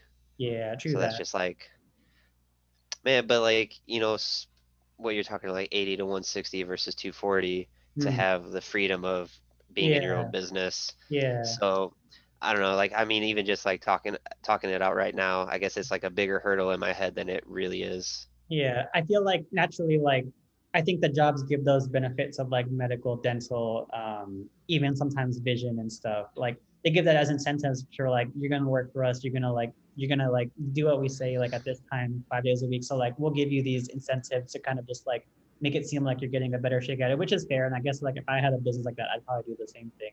But like yeah, like you can do that, or you can just like you can have either one. Like you just get to pick. Like I think for other situations, for other people, it all depends. But I think like for me and you, it's like we don't have a choice. It's like either do that or go like on like a family plan if you can, or just go get the job and like I don't like the job that you have. I guess they don't have like an insurance plan, even though you're full time. Maybe they don't, because I know some people will get a job just for the insurance and then they'll do their business on the side and stuff. So there's just so many ways you could go about it. Yeah, I mean, the company I'm with currently, um, like I'm still in a probationary period, but they Okay. pay for like the basic health coverage, so like it doesn't come out of like employee pay. Okay. Um, but like, I mean, still that's like, $240 a month. You can make that in one mowing day, Mm-hmm. like Yeah. pretty comfortably. Yeah. Or you could just go YOLO swag and just not have it and just like just pay for everything out of pocket. I do not recommend that, but I've done it. Yeah, I think everyone's done it at some point. It's just like, okay, I'll see. Like, I don't need it, and you don't have it. And you're like, I'm driving in the car, and I feel vulnerable right now. Just like everyone, they're just looking at everybody. Yeah, I mean, tomorrow's never guaranteed. Anything can happen. One more mowing related question that I had. Yeah. Um, so over the years, did you Mm. ever have like a price increase for the your customers like over time to like counteract inflation? And that's just kind of like an extra hot topic right now as inflation is kind of getting crazy. Yeah. Um, have you ever taken that into account? Like if you have a customer for a few years and increasing their price? Hmm. You know, me myself, I've never done that. I can't remember one time when I increased the customer price for like an existing customer. I remember watching a video from a guy on YouTube named Saving Green Lawn Care. I think he's like in Minnesota up north, but he had a video where he was like showing like him calling his customers saying like, hi, it's January, it's the beginning of this, like the beginning of the year, I'm just calling to let you know that I'm going to increase each yard by $5 per visit across the board, is that okay with you? And he just did it like so savage, like he just did it straight savage. And then they were like, he was like, all right, good, we're good to go. He's like, all right, sweet. So he says every year he does that to his existing customers. Me myself, I never did it, honestly. They were always like, but at the same time, I only kept the customers that are like 50, 55, 60. So if like it was like I felt like I couldn't increase. I felt like I hit my ceiling with that.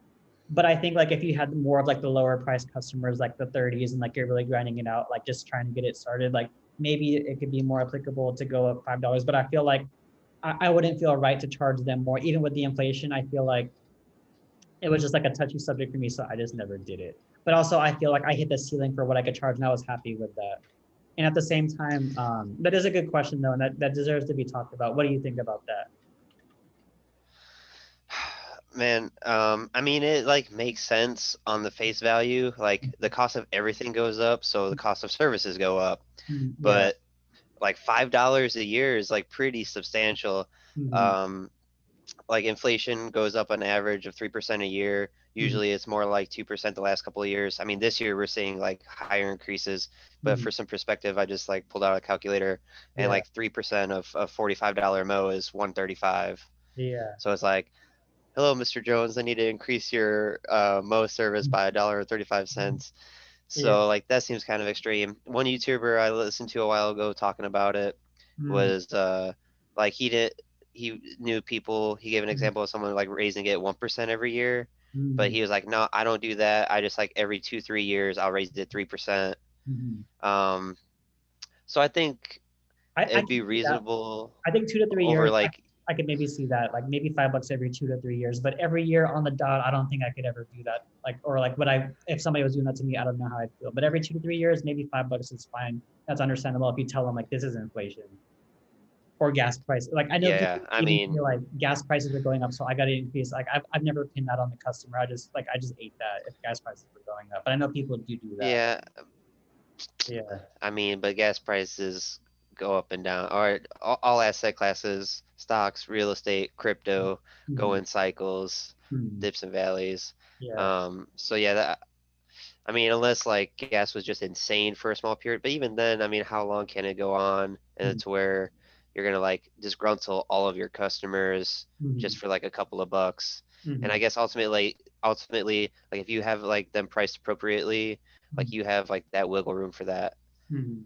Um, but yeah, I think like yeah, after 3 years, raising a couple bucks maybe. But Mhm. like yeah, definitely not every year. Every year I would drop that service if I was the customer. Mhm. Yeah, exactly. That's I always think about like how like if like put the shoes on backwards. Like if I was a customer, like would I be down with what I'm telling them or what I'm pricing them? And like usually it's like, maybe not. Maybe it looks good for me, but like I don't know if I would do it myself. So I don't know how I could like ethically charge them for that. But at the same time, business is business. So it's like I guess you learn as you go and you figure out what feels right. And like if you got to do it, you got to do it. Yeah. Yeah. You getting sleepy? You tired? Oh no. No. Okay, I let's was keep looking going. at notes. Um, so circling, I had like some quick crypto questions. I could go for it. You want to circle back? Yeah, go for it. Um, did you have like an investment strategy with crypto? Or I guess like you're like pretty green in it, so like you kind of just Dude, I had learning the waters as you were swimming in it. I had no plans, no exit strategies, no goals. I was just like buy a bunch and try to make as much money as possible. And I think that's why I got wrecked. Whenever I was going up, I never thought about pulling out like a percent profit. I never thought about like when am I going to pull out? And if I would have had those parameters down, I think I would have been at least I would have covered my initial and pulled it out because I think that's like bare minimum. Like when you're up, you should pull out your initial, like or at least in most circumstances. But me, I was like, I want every goddamn penny or every goddamn like stock or crypto token to be working for me at all times. So I didn't have any of that set up. So I think that's why I got wrecked. Because like it's one thing to put in like 46,000 and then you go up and then like you make money and you plot your initial. And like if you make money off the profit, like that's cool. But to lose your initial completely from that, that's terrible. And that's kind of what I did. So the one thing like I had no plan. I was just like they call it aping into it. I was just aping into everything. I was just like and plus it was the bull market when everything is going up at the same time, so it's not difficult. Like almost whatever you buy would make you money.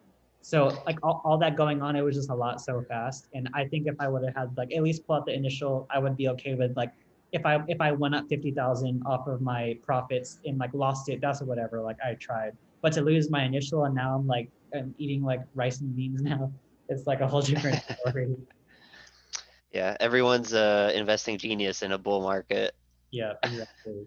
I think that, but at the same time, like, because I had a call with my mentor, like literally before this, my guy Travis Wu, and then I told him my whole crypto story about like how I lost all the money, and then he was like, "Let me ask you something." He was like, "Besides the money you lost, which sucks, like how much time and energy and stress did you go through, like watching charts, reading posts, keeping up?" And I was like, "So much." I was like, I was getting to the point where it was almost interfering with my business because versus me like going straight to my emails and like replying to everybody, I'm thinking like how's my 20,000 right now? Is it good? Is it bad? And it's like there's no other way to not think about it because it's so much money that you're letting ride. So not only the money that got lost, but like I spent I think the opportunity cost of like the time, the stress, and the labor that I could have been putting it somewhere else versus just worrying about like how's my money doing because I put in way too much that I should have. And like at the time, like again, like I was like, I want every dollar to work for me right now versus me thinking about like how much am I willing to lose? Am I willing to lose like two, three, four, 5,000? Like with the amount of savings I had at the time, I'm okay with that. but to lose like 40, like 40 something thousand, like I wasn't okay with losing that. But I put it all on the line and I went for it. And I was just like just trying to get rich as quick as possible. And then I got rich. Man, and like it burdens and hurts right now, but like you've learned Yeah. firsthand Yeah. a very valuable lesson that's gonna like help you make way better decisions for the rest of your Oh life yeah. when it comes to investing. I mean, that was like a expensive lesson, It's very but expensive. a But lesson like nonetheless. I look back and I'm grateful for it because I think at whatever point I would have gone like balls to the wall and I would have either made a bunch of money or made a big mistake. And it's like they say, don't touch the stove because it's hot, but you got to touch it yourself. So I already got it out the way. So at least now going forward, like I'm not set up to hopefully make that mistake again because I already did it one time versus I think I would have gone all crazy at one point, no matter what, whatever coin, whatever market, I just would have went all in. So I already got that. I sowed the wild oats. Now I just, okay, I can be more like logical and like have a plan versus just shut up and take my money, Coinbase and all these other places. Yeah. Like buying like Um, Pog coin and stuff. It's stupid. that's um Peter Lynch. He says, Yeah. buy what you know.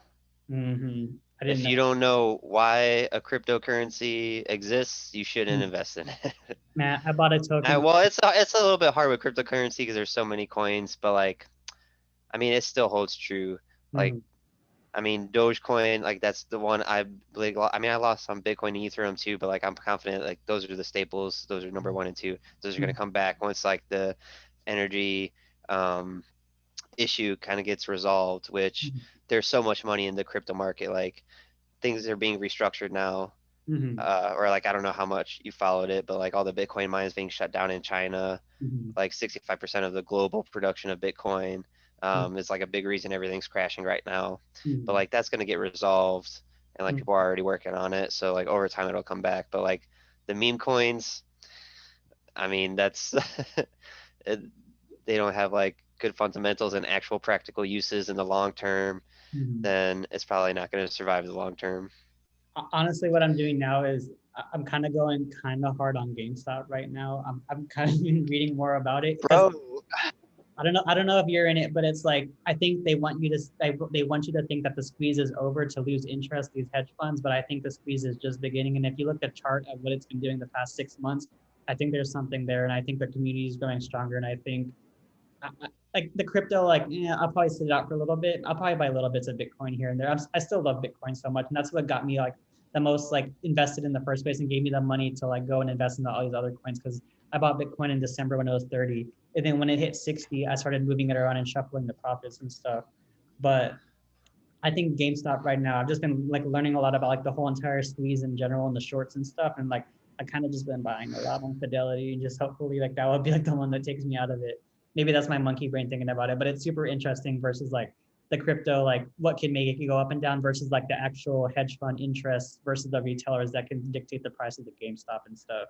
So I feel like I've been like just like you've been in the rabbit hole. That's been my rabbit hole is like the whole entire situation. And I think the squeeze hasn't even happened yet. I think it's about to take off into something much bigger than the $400 market hit like in February or whatever it was. well, the good thing about GameStop is like it got like it's super overinflated, but the company um sold like in April and just in like the last week or so. Yeah. So very recently they sold like a couple million of or like $1 billion worth of stock, and Mm-hmm. like they're reinvesting in the company. So Mm-hmm. like the company's like they have like a new solid CEO, Yeah. and like they got rid of all of their long-term debt. So like Mm-hmm. now it's like Kind of this interesting. craziness has kind of like put them in a position to become a sound like profitable company again. So I definitely there's potential there. And oh, disclaimer, like I don't know shit about shit, but for but Me too. I don't know. It's dicey. I've stayed away from the GameStop just because I felt like I was gonna do the same thing as Dogecoin, and I was Mm-hmm. gonna like just get in when it was too high and then get out when it was low. I mean, that's like what most people do with investing. When Mm-hmm. you're chasing the hype and investing on emotion, you're like, oh man, everybody's making all this money on this stock or on this coin. So Mm-hmm. then that's when you jump in, and Mm-hmm. that's when the everything hits the fan. Mm-hmm. But GameStop is like and definitely an interesting one because yeah, like I said, the company's actually like developing its fundamentals. So Mm-hmm. who Yeah. fucking knows? Yeah, I think that, and like I don't know like everything about it, but I guess I know that like the summary of like there's still shorts in place that have to be like answered to, like for like all the money that they borrowed and like bet against and used leverage for, like it's not going to disappear. It's got to, something's got to happen. So either they're going to like be liquidated like at a low amount or a high amount, or it's going to like skyrocket, or maybe it'll go down. But I just like the whole angle of it. It's super interesting. And I'm like, I'll just buy some shares and just hold on to it, just like I did with the Bitcoin. That was the best move I ever made. Because even if you can make like 10,000 overnight from a meme coin, it's like it's just like it's just like it's stressful, and like the money, like you can make money but you could lose it. But at least with Bitcoin, it's like more like understandable and like safe, somewhere like not safer, it's volatile, but it's just like such straightforward, and it's just like buy it and hold it and acquire more. So I'm just doing that with the GameStop, and that was like one of the best moves I ever did versus trying to day trade and like go and like swap coins day to day to day versus just buying one and holding it. Like you Yeah. said, like an index fund or like Bitcoin or like GameStop, even though the index fund is like the more like standard, like safer one. It's just like that whole principle of just like, oh yeah, and what I was saying with my mentor too was like all the opportunity cost about like you spent all that time versus you could have just bought the Bitcoin and just held it. You would still be in the green right now, which I would, because my average cost was 30,000. Now it's like at 32. I would still be in the green, and I would just be like, I don't have to think about what am I going to buy. I don't have to watch like information or posts or charts. I can just like make the money, put a little here, and go back to my business. And he said, dude, make your money with your business. Don't try to just like live off your crypto gains and stuff. He was like, make money with your business like a regular person. You have a good platform in front of you, then it would just be so much easier to operate like that. And I was like, you're right. I got engulfed in it, but I agree with him, and I'm like, I agree now. And I had to do it to learn it to understand. Well, there's a big difference between active investing and passive Mhm. investing. And then yeah, like looking at the charge and like day trading and swapping, doing multiple trades. I mean, Mhm. aside from that being like way higher taxed, well, Mhm. but then again, it's kind of like dicey in the crypto, but like that's Mhm. kind of like getting more involved with regulators and like being more tracked. And also Mhm. like who knows, because the government did reclaim some of their Bitcoin that they paid to the hacker group from the pipeline. I don't know if you know much about that. Like they paid a 4 million in Bitcoin, and then like were able to like recover half of it. Mhm. It was like that was another thing that caused a dip in Bitcoin because then people were questioning the security of it. Mhm.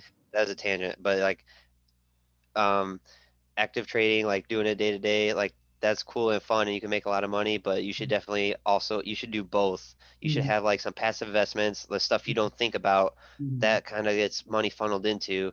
And if Mhm. you do make money on your active trading, like, oh wow, I made $10,000 on this meme coin. It's like then Mhm. you take that 10,000 and you put it into your passive investing. Mhm. So like your passive investing makes you like Mhm. continual money and then you have like your play money. So Yeah, you could have the best of both worlds. yeah. And like You another just thing don't want too, to be you don't yeah. want to go all in on I the went day. all I went I all know. in. I had my long term goal like with the Bitcoin, just acquire it for years, and then like I was like, let me borrow a little bit. And then I had like one Bitcoin, then I was like, let me borrow a little bit. Then I had like zero point 0.8, and I was like, just a little bit more. And I just started breaking it off the top like that, just like with the customers with the long hair. I was taking off the top. It was so bad. And then like another thing too was like with the meme coins, like I hit a couple like 10x's and 8x's, but I never saw the profits. But at the same time, like I was watching so many YouTube videos and seeing posts of people saying like, I just did a 50x, I just did a 100x. So that's what I was wanting. So when I was hitting like a 2, 3, 4, 5x, I was like, that's pennies. I don't want that. But in reality, that's so good. Like what is 7% of an index fund, like over like a year, you could get like a 2x, 3x in one day. But I was like, nah, that's stupid. That's dumb money.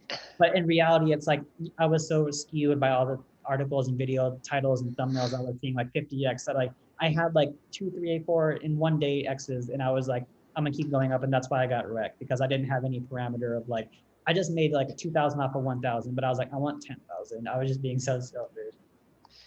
Yeah. Well, that's But you learn. I you're learned. just getting your lumps. Yeah, yeah. This is Yeah. like I Mhm. mean, you're like in the first year or two of Mhm. your investing. So6 months. like that's still pretty. Oh yeah, even less. Okay. I'm happy. Yeah, I'm right there with you. I mean, there's a lot to learn. Mhm. And like yeah, just learning strategy and like managing emotion is like the biggest aspect of it. But um, just like jumping into lawn care, like you don't know how to do it right until you do it wrong. You know, Mhm. it's like, oh wow, I really undercoated that yard. But if I never undercoated it and did it and like, made pennies, I wouldn't realize that I should have been Mhm. making dollars. Mhm. Agreed. You got to pay to play. You got to pay your dues. They're like, they said it takes like 3 cycles to make your money. Like the first time you lose your money, The second cycle, like you make money, but you don't pull out in the right time. So the third cycle, you've been on both sides and you're like, ah, okay, I get it now. But hopefully it just takes 2 cycles and then we're okay. I already did my one. I think like we're pretty down right now. So I'll count that as my first cycle and now we can move forward. Yeah. Yeah. Look at this Painful, cow. Is expensive lesson, but that funny? oh, that's cool. Right? Like he likes cows. I see. Damn, so have you seen like all of Costa Rica now? Pretty much. We like even on the first 1 month trip in February, we went to every city and we started to overlap cities because we went everywhere. It's not super big of a country, but it's pretty cool. We're like in like the northern like blue sky beach area, but it's like the rainy season for all of Costa Rica, so it's still raining kind of a lot now. It just started this past month for it to be the 6 months of rainy season, which is crazy. Where it just rains every day. Damn. So do you have like favorite spots to post up now? Or Mm, are you still just like cycling and exploring? No, we spent so much money just going from Airbnb from city to city to city versus just having like a monthly stay, which has like a huge discounted rate. It's like sometimes 45% off like the house we're staying in now. Damn. This is the first 1 month stay. And before that, I was like 5 nights here, like Airbnb fee, cleaning fee, boom, boom. Just like I was trying to have more fun and explore, but now it's like we did enough of that to where we can like start budgeting more and just staying in one place. But it's cool that yeah, we've pretty much seen almost everywhere. Costa Rica is pretty cool, but at the same time, it's like it's just like a cool place. Like there's still like the deeper existential like questions and topics and like the things that like, you think about and feel like definitely a super cool place. But like also like our family and stuff we miss and also just like thinking about like I miss my lawn care business. I miss like working like as hard as I can to save up as much while we're still young, and then like later on I could just chill out. But I feel like I'm just like dying to work, and I'm like we're thinking about like, can we do anything physically here as a business, like buying and reselling like food or like cooking food and selling it, because there's so many like places you'll be driving, there'll be like a guy on the side of the road like with his trunk is open, he's selling like beef and pork and rice and plantains, like he's selling, Damn. like barbecue plates, like people are selling like fruits, like they just have like a truck bed full of like plantains and stuff. Like there's so many, like there's such a good food culture here, like you can just pull up on the side of the road and set up a tent, like an academy tent, you can just start selling something. So we've just been thinking about that, what we could do. But I just want to work. I just want to keep working harder. So I'm doing it Yeah, everything. you're too young for retirement. Yeah, I don't want to. I want to work hard, but we'll figure it out. We're still learning and what we can do better. Damn, that's cool, man. Yeah. How well, I don't know how much you want to dive into it, like Oh, recording, but like the online business, like how is that like the workload versus like revenue? it's good. I feel like what I did in the beginning, like when you bought, it was like more of like a one-time course sale, and I was like, oh, okay, like I'll just make a course and then like I can just sell it. But like as time went on, I was like, I don't want to. Like my mentor told me this too because he helped me set up the whole infrastructure. He was like, you should have like a monthly subscription type thing where you can work with people month to month versus just selling them like a one-off course and they just run away and do it on their own.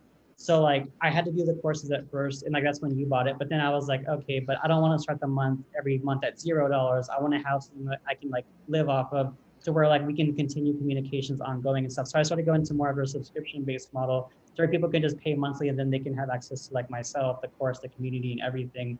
But as far as like the hustle and the grind, like I just like got off the phone call with him earlier, and he was telling me, he was like, I told you if you go to Costa Rica it's going to be like harder to sell like a lawn care business type like idea, like start a lawn care business when you're not doing it yourself, because your viewers might be like, how come you're not doing it but you're talking about it and stuff. And I was like, of course, like I totally understand and I'm feeling it now.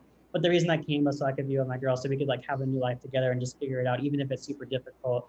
But like being here, like I feel like naturally, like if I was doing my $500 workday vlogs, it would just be so much easier of like a transition to like, here's what I'm doing, like here's my website, if you want to work together we can do it for you, versus me just talking about it, like just answering questions and stuff.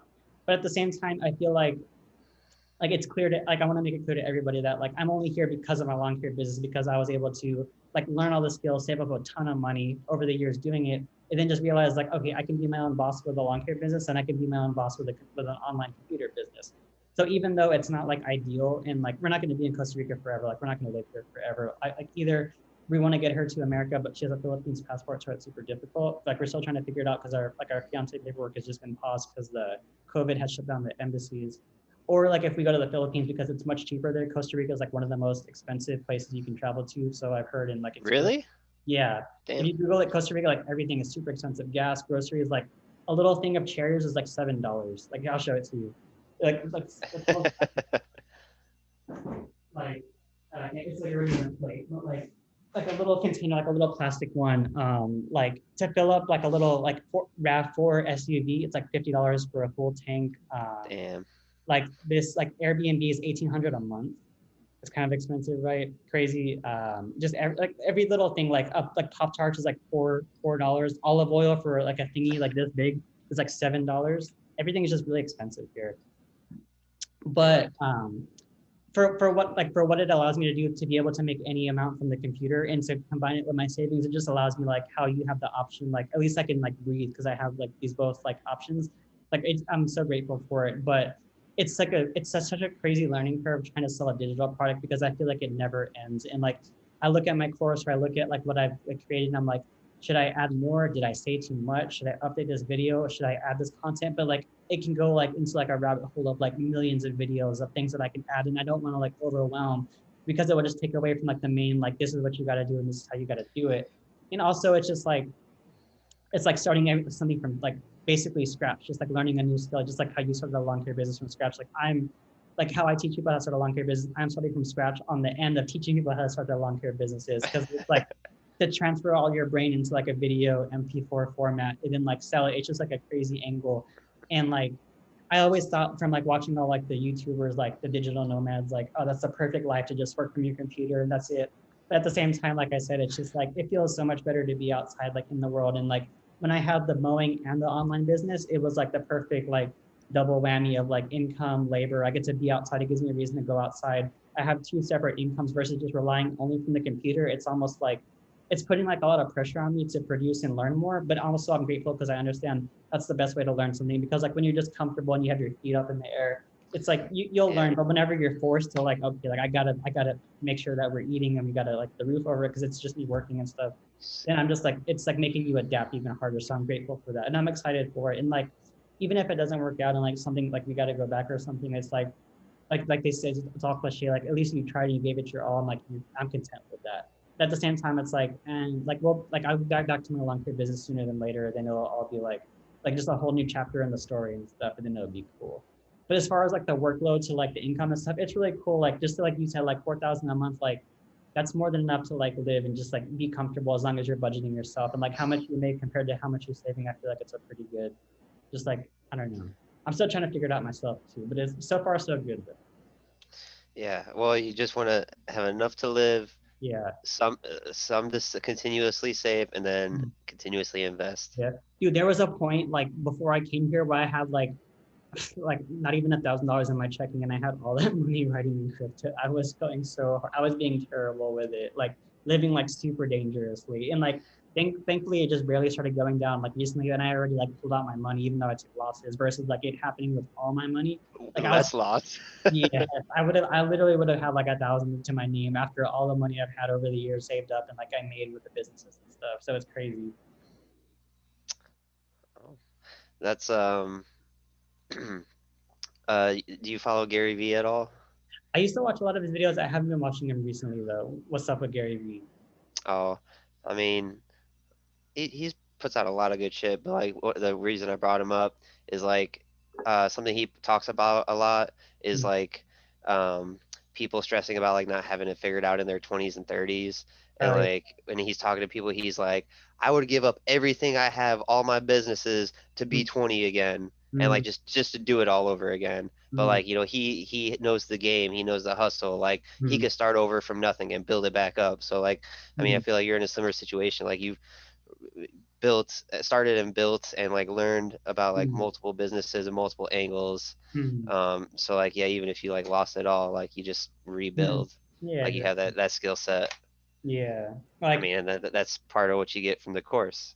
exactly. Yeah. Like, and just like as far as like me coming here and stuff, like the reason I came here is because like I was going kind of crazy in America. Like I don't know what it was. I can't pinpoint why, but I just felt like everything was just like I just felt like I had to get out because I just been in San Antonio my whole life. And like even before I came here, like I didn't post any of it, but I went to Utah, California, Oregon, and Arizona, or yeah, just those three: Utah, California, and Oregon. And I took my friends with me, and I was like, I'm gonna go scout to see if these are like cooler places to live, to see if it's like worth it to leave Texas. But as beautiful as Oregon, California, and like Utah was, I was like, I feel like I just got to get out of America. So that's why we came to Costa Rica, and like Costa Rica is the only country that we could both apply to because of our passports.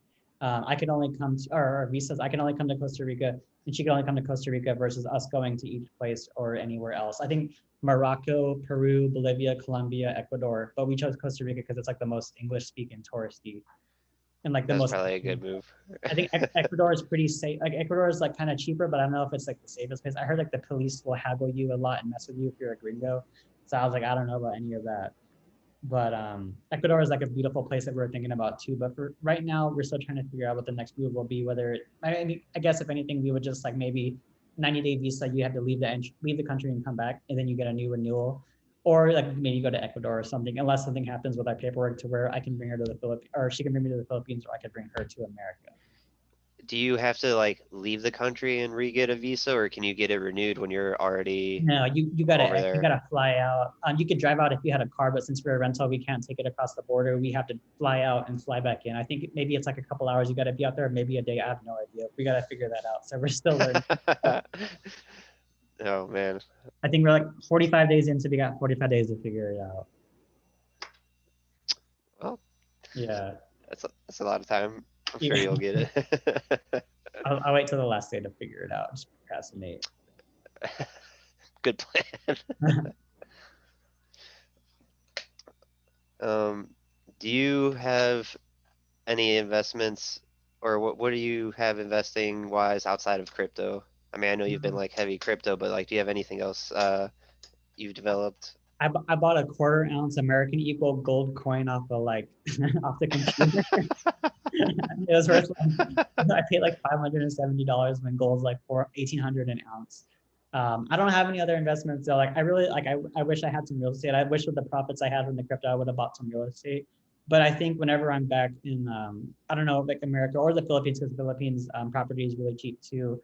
Like if we can get the visa for that or figure that out, I would love to buy some property, but I haven't bought any yet. But other than that, I don't have any investments. I used to have the Vanguard stuff, but then like when crypto happened, the bull market was happening, I just put all my Vanguard, like all my index funds in Like, crypto. like screw that boring shit. I'm Exactly. gonna 10x my money. I was like, see ya. I was like, I'm gonna go make money and I'll be back to you. But of course, that's how the cookie crumbles. Everything goes crazy. But now I don't have that. All I have is the crypto and the GameStop right now. No other investments. But the only ones that I would look into, besides like the self education, of course, which is super important, just like teaching and learning yourself and like other people's courses and whatnot and mentoring and whatnot. I would say real estate's the way to go. And I haven't bought any property yet, but the more I save up and the more I accumulate, the more like income statements I start creating and like showing more and more money, then I would that's like the only thing I think about. And like besides like investing in properties, like I just want to have my own land. Like, I'm tired of having to like bounce from Airbnb, and like we both the animals. We have 5 baby chickens over here. Like we just want to have our own property, just like even if it's an acre, that's just like that's my dream, and that'd be enough for us to just have our own little place. Like buy that, and then from there maybe like rental properties later on. But I just want to get my own like self-secured first. Yeah, you just gotta figure out what country you want to be in. I know, I have no idea. That I really like. I think Oregon was pretty damn cool though. I think Oregon's kind of expensive for what it is, but it was I liked it. It was really pretty in green and blue. I was actually just in Utah for like my cousin's wedding for a couple of days, and Mm-hmm. like it was beautiful, but also like is a weird population of people. Of Utah. I feel like, yeah, like when talking to like all the people that were like from Utah, and I Yeah, was in like Salt Lake. I don't know what part you went to, yeah. but so like I Yeah, didn't see a lot of, huh? yeah. I flew into Salt Lake, and then we just went to like to the ski resorts to the right of Utah, or to the right of Salt Lake, like I think it's like a little road, like Brighton ski resort, like all these little ones. But Salt Lake is right here, and then like to the right side of that's really all that we did. Actually, we did the drive to the left to go to like to Nevada, like the Nevada state border to go get something. But it was cool though. Like it was just like a bunch of white people in Utah and stuff. Yeah. I felt like Salt Lake City, everything was really gray. Mm, I just feel like there wasn't a lot yeah. of color there. Maybe it's because of the time of year I went. But like the ski resort, like the snowy charts was really cool though. I really like Arizona and Oregon. I like Arizona, even though Arizona is super. Ooh, that. Uh, I definitely like Florida is cool and I've liked it, but I don't. That's like not my like long term goal. I Mhm. mean, I haven't really thought about like outside the country, Yeah. but I always like the idea of Colorado. I mean, I like them. I love the mountains. Mm. Um, but yeah, Utah was a little off. Colorado is cool, but like also really expensive. Yeah. So man, there's a lot of factors. I mean, just going from state to state, it's Mm. crazy how different it is. I mean, you probably know more than me. You've been to more states, but it's like different laws and like different taxing, cost of living, and like Yeah. way different vibes. It's pretty wild. Yeah. I feel like I think my favorite place in the whole world is the Philippines, even though it's like super like far away and like I don't know if I can get my parents to live there, but like the people are the nicest You're people. like, yo, we left for a reason. Yeah. The Philippines, if I could just like settle down and have my family come with me somewhere, I would pick the Philippines because her family is there. Like I think it's the most like beautiful place. The people are so nice. It's so damn cheap. Like everything, food, like the cost of living, like housing, everything is dirt cheap. You can get a property on the like her family sold like I think I forgot how many acres, a couple acres on the beach in an island called Cebu for like $10,000. That's it. Damn. It's like property on the beach. They sold it to like a company that's gonna build a resort and stuff. But I like that. I like Hawaii too, even though like I feel like a weird stigma, like their land was snatched by the white man. And like it's just like I feel like a lot of them are like struggling and it's just like they're becoming so urbanized. Like the once beautiful is just like all commercial now. I really like It's Hawaii like too. less island life than it sounds like. Yeah, but like I think like I took my dad when I took my dad there in August. As soon as we got there, because he's never really been out the country, he's just been to the beaches in Texas. As soon as we got to Hawaii, Maui, he was like, "Zach, I want to die here." He's like, "That's it. Like I love this place." That's the first thing he said when we got to the beaches there. And it's like Damn. he likes the American soil feeling, so like he doesn't want to be out the country. I guess he gets kind of nervous. So like Hawaii is like a good middle ground. But yeah, I think Hawaii, Oregon, Colorado, like as far as America goes, and like other than that, I like the Philippines a lot. Costa Rica is cool, but we're just here because it's like the best option. But Philippines, 100%, that's my favorite place in the world. Mm. Are there yards there? I think you get paid the pesos, which is like terrible for like an American person who's made money. So I guess like, but even if I was making like less money with my online business, like it would stretch out so much farther. Like from what she tells me, like $1,000, you can live like a very comfortable life a month. Just one Damn. thousand US Yeah, dollars a month. It's crazy. I guess like you're pretty mobile, Hmm. like or Yeah. like you have like that income, and then wherever you go, you could just have Yeah. some kind of business appropriate to like Mhm. that location. Exactly, yeah. And like even if it came down to it and like my business didn't work out, like I would like find a way to get a damn online job or remote job. Like I would find a way, like even if I don't want to, like I'll no matter what, like I'll just find a way to provide. But of course, like my first choice is of course to have everything working and I'm sure I'll get it to work. But if push came to shove, like just like you, like I'll adapt and we'll adapt together and we'll just figure it out. And it's like even if like if things don't work the first time, like if you don't get it popping, like you're getting closer to the solution and the fixing of it. And like that's all that matters is the progress. No better teacher than experience. Yeah, exactly. Like how cup is empty. I don't know. That was terrible. Like a fake drink. Oh, that's big. Uh, what else you got floating on in your noggin? Hmm. How hard is it to take care of chickens?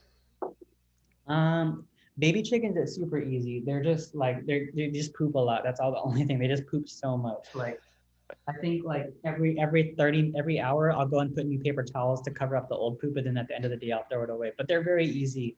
As long as you don't baby them. If you spoil them and give them air conditioner and human food, then of course it becomes harder. But if you just let them, they can just hang out outside all by themselves all day. You don't even have to give them food or water. They can just forage and find it in the grass and stuff. But other than that, like they just poop a lot, but it's super easy to take care of them. I don't know why I really like chickens. I was thinking about getting a chicken tattoo at some point. Maybe like a chicken sleeve or something. I like chickens a lot. A whole sleeve? Yeah. Chickens are cool though. I feel like it gives me like the farmy feel, like I'm a farmer, but it's like super easy to maintain. We went to this other place. I need to post a video and include it.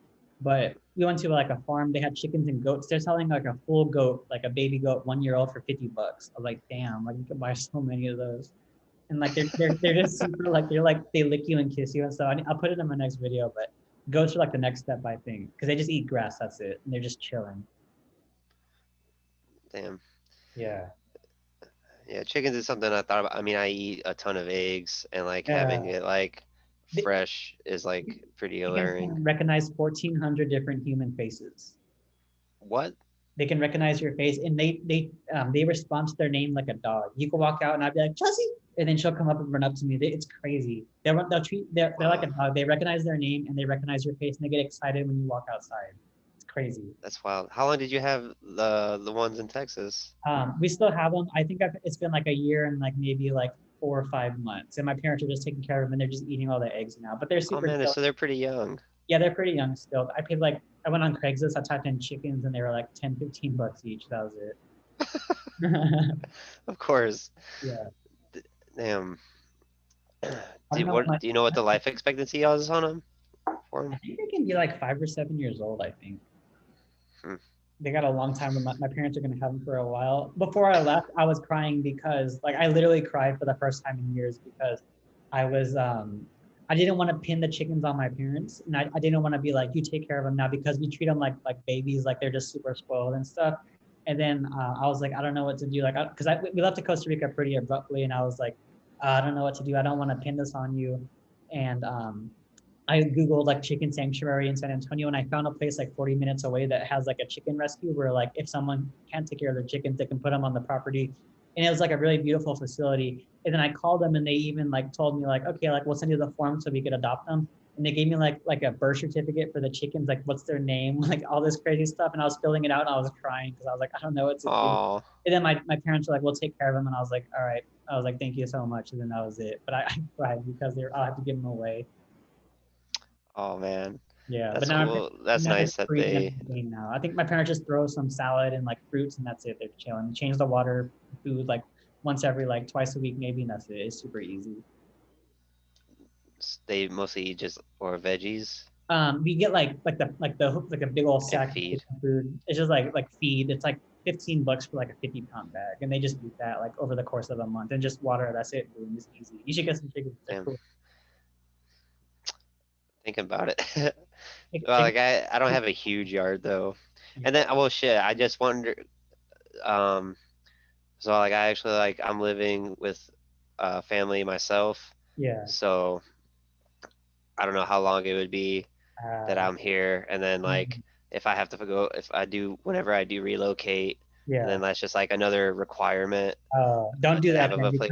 because you get so attached to them. Like, don't do it until you're stable. If I could say anything, like wait, just wait, and as soon as you're ready, like they're loving you and waiting for you to take them over.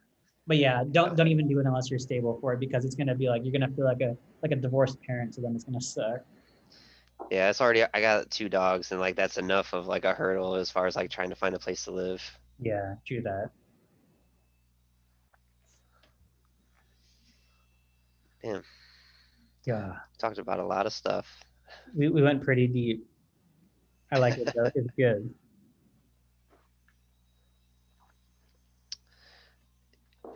You should come up. You should start some passive investing. Yeah, no, I agree with you, and that should always be in the background no matter what. And honestly, I've never even thought about it really until our conversation, so I'm glad that we're talking about it. And like even if it's a little bit, it's like not so much like putting like tons of money. It's just having the consistency and the scheduling of it is just like a good skill and trait to have. Yeah, I mean, there's a lot of brokerages. I mean, it's like zero commission trades, and Mhm. then you can even like set it up to automate, Mhm. whatever design, however you want to break up the money. I mean, depending on Mhm. the brokerage, and then where it just Mhm. like automatically deducts an amount. And Mhm. like, so that's the best way to do it, even if you just like do $15 a month or whatever. And Mhm. then it's just like you don't even think about it, and then you're not like always monitoring it, and you just like Mhm. let it grow.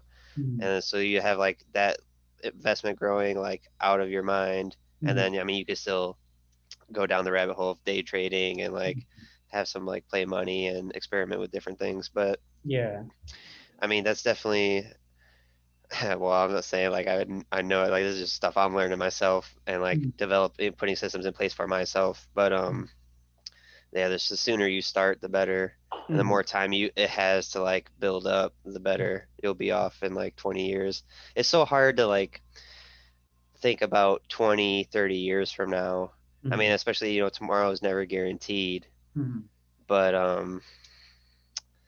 man, I gotta Gotta plant seeds. Yeah. Well, some seeds take man, I can't remember a good example, but it's like coconut trees or some kind of tree in India where it like Mm, takes a year mm, before it even like starts to sprout. mm. Yeah. Um, There's like more of those cheesy quotes, like someone out there sitting underneath a tree that they planted 20 years ago right now in the shade, just chilling. the best time to plant a tree is 20 years ago. The second best time is right now. Exactly. I'm gonna go get my Fidelity on right now and buy my total stock market index and just be happy with a 7 and just like no matter what, like if you can just hold it past a year and get past the short term, then like that's still a good look. And it just trains you like it's just like meditation, like a training of just being still. Like if you can just be still with a simple investment, it's just like that will like the way you do one thing is the way you do everything. So if you can't even sit still and do like one little investment that's long term, then it's like I think a lot of stuff you're gonna have trouble with, or at least that's me speaking for myself too. So, yeah. Yeah. Also, like one thing It- like also is like self-employed 401ks and stuff. Like I put that on the back burner for a long time. I know like that should be something that people look into too, because you can have a self-employed 401k and stuff. I just haven't really looked into it. I'm just like, you know what? I could put that money towards crypto right now and make so much more and then buy it later. But I think like you realize and you learn from your own like mistakes, like, oh, okay, I know what I should be doing versus what I've been doing. yeah. I mean, when you have that like big potential upside, like Mm-hmm. if you're, oh, I could potentially 100x, but you could also lose it all just as quick. It's like drugs. Yeah. Yeah, Mm-hmm. drugs are bad, okay? Okay. Yeah. Um, shit, lost my train of thought. Uh, Patience, investing. Mm. Yeah, Yeah. having that perspective. Oh yeah. Scary concept. Eee. Fuck, lost instantly. No, you're good. Is there anything else to finish off the talk that you still want to go over from like business to just like personal catching up stuff or anything else you want to go over that we can knock this out and then we could talk about whatever you want since we're here right now. Um, And for all the beautiful viewers out there who are still here at 2 hours and like 10 minutes. no way. We're having a straight up podcast right now I know this is the first and a pod. long one. Yeah. um, hmm. What, well, I guess, man, I was thinking about like upgrading equipment and scaling up the business, but I mean, I guess that is pretty much stuff that you've like been there and done that. At what point did you decide to like downsize to the truck, like when you got rid of the trailer and everything? Mm-hmm. Like, was it just um like you decided to make that shift and pick up accounts that were smaller and focus on the smaller, or is it like you had mostly smaller accounts, so you're like, I don't even need all this? Okay, so I started like from the first day with my truck bed, like just brute force, like picking up my Toro mower, like putting it in the truck bed and picking it up, putting it down. Like that's how I started. I did that for, I don't even remember if it was like the first one or maybe like the first like two years maybe. I never even thought about ramps. It never even crossed my mind. I was always just picking up the mower. But as time went on, I just naturally like my friends were like, yo, like can we work with you? Like we don't have any money. Like we're off this weekend. And I was like, sure, you can come work with me. So I started having my friends come working with me. And then naturally I was like, okay, like everyone's telling me I should have workers like for real. So let me post some ads on Craigslist and Nextdoor for workers. So I started having like dedicated workers coming and helping me. And it got to the point where they were telling me like, Zach, we want to work Monday, like we want to work Monday through Friday. And I was like, I don't even know if I can do that. So let me just take on as much as I can. So big yards, small yards, just lots of yards in general. And then it got to the point where okay, like I need to keep them busy. So let's start doing more cleanup jobs. So like debris hauling, like bringing yards of mulch, all this stuff. So then it was like naturally like, okay, I need a trailer now to do all these cleanups and stuff. So I bought a little 5x8 just like you off of Craigslist. I paid like 550. It was like a little dinky, but it was like a strong steel metal one and it worked good. And then I had the workers, I had lots of customers. I had like maybe like 60 at the most, which is a lot for me to manage with like a worker. And then we're doing mowing and cleanups. And then at some point, I was just like, the workers, like, they would just be giving me like oh, I can't show up tomorrow, or like they would just not call and not show up at all, or they'd be like, we want to get paid more, or they'd show up drunk or something stupid, and I was like, I was like, I don't Yeah. like any of this angle at all. So that's when I realized, like, you know what, I was the happiest when I was by myself solo, and when I was just mowing yards and keeping it simple. Like I used to just only mow, but then I started doing all these crazy landscaping jobs, cleanup jobs, like these like giant tree trimming jobs, and I was like, the money's good, but it's like, is it, like you said, more money, more problems? So that's when I was like, you know what? I kind of miss just being solo and just mowing yards and keeping it simple. So like the first thing was like, I'm gonna get rid of my workers and get rid of these big yards that I can't do by myself. If I need a worker to help me mow it while I'm trimming it or vice versa, I'm dropping it, because if I can't do it by myself, I shouldn't have any business taking it on. So I got rid of the big customers first. And then I was like, okay, well, naturally, like I'm not going to be doing these giant landscaping jobs and cleanup, so I don't need a trailer anymore. And plus, like I had enough instances where I would be in a cul-de-sac and I jackknife trying to turn around because there's trash cans in the street. So I had to go and like, my trailer was like this and stuff. And I was like, I don't like that. And plus, when I was living at my parents, I had to put the trailer in the side of my house over the curb by hand and pull it out. And it's a 5x8. So I was just like using my total lower back, just getting it in and out. I didn't have a garage or anything, except for the one year I did have a rental house. I take it back. I did have a garage, and I'd back my trailer into it. So I was like, okay, that's cool. But then I was like, I still don't want the trailer anyways, and I don't need it anymore. So once that happened, I just put the trailer in my parents' house. We put like the chicken cages on top of it. It just became like a storage unit for all of our stuff on top of the trailer. And then I was like, I'm just gonna get ramps. Duh, I should have done that a long time ago. And then I just went to mowing only small yards. I started becoming picky with who I took on going forward. And then it was just super easy to manage. Now that's how all the videos I posted were just like after all that, like back and forth. And I wish I would have made videos back then, but it's just like, I guess that's life. Um, I just started making the videos and I was already like solo with my truck bed. And I was like, you know what? I was like, this is a cool setup. So let me make a video of it. And that was my first video, like a little setup video. And then boom, now we're here.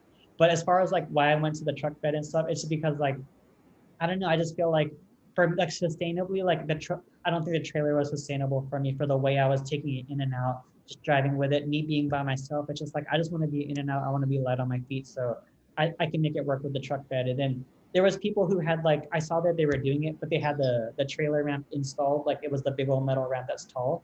But I was Yeah. like, I don't even know where to find it. I'm just gonna go to Lowe's and buy the ramp kit, and that's what I did.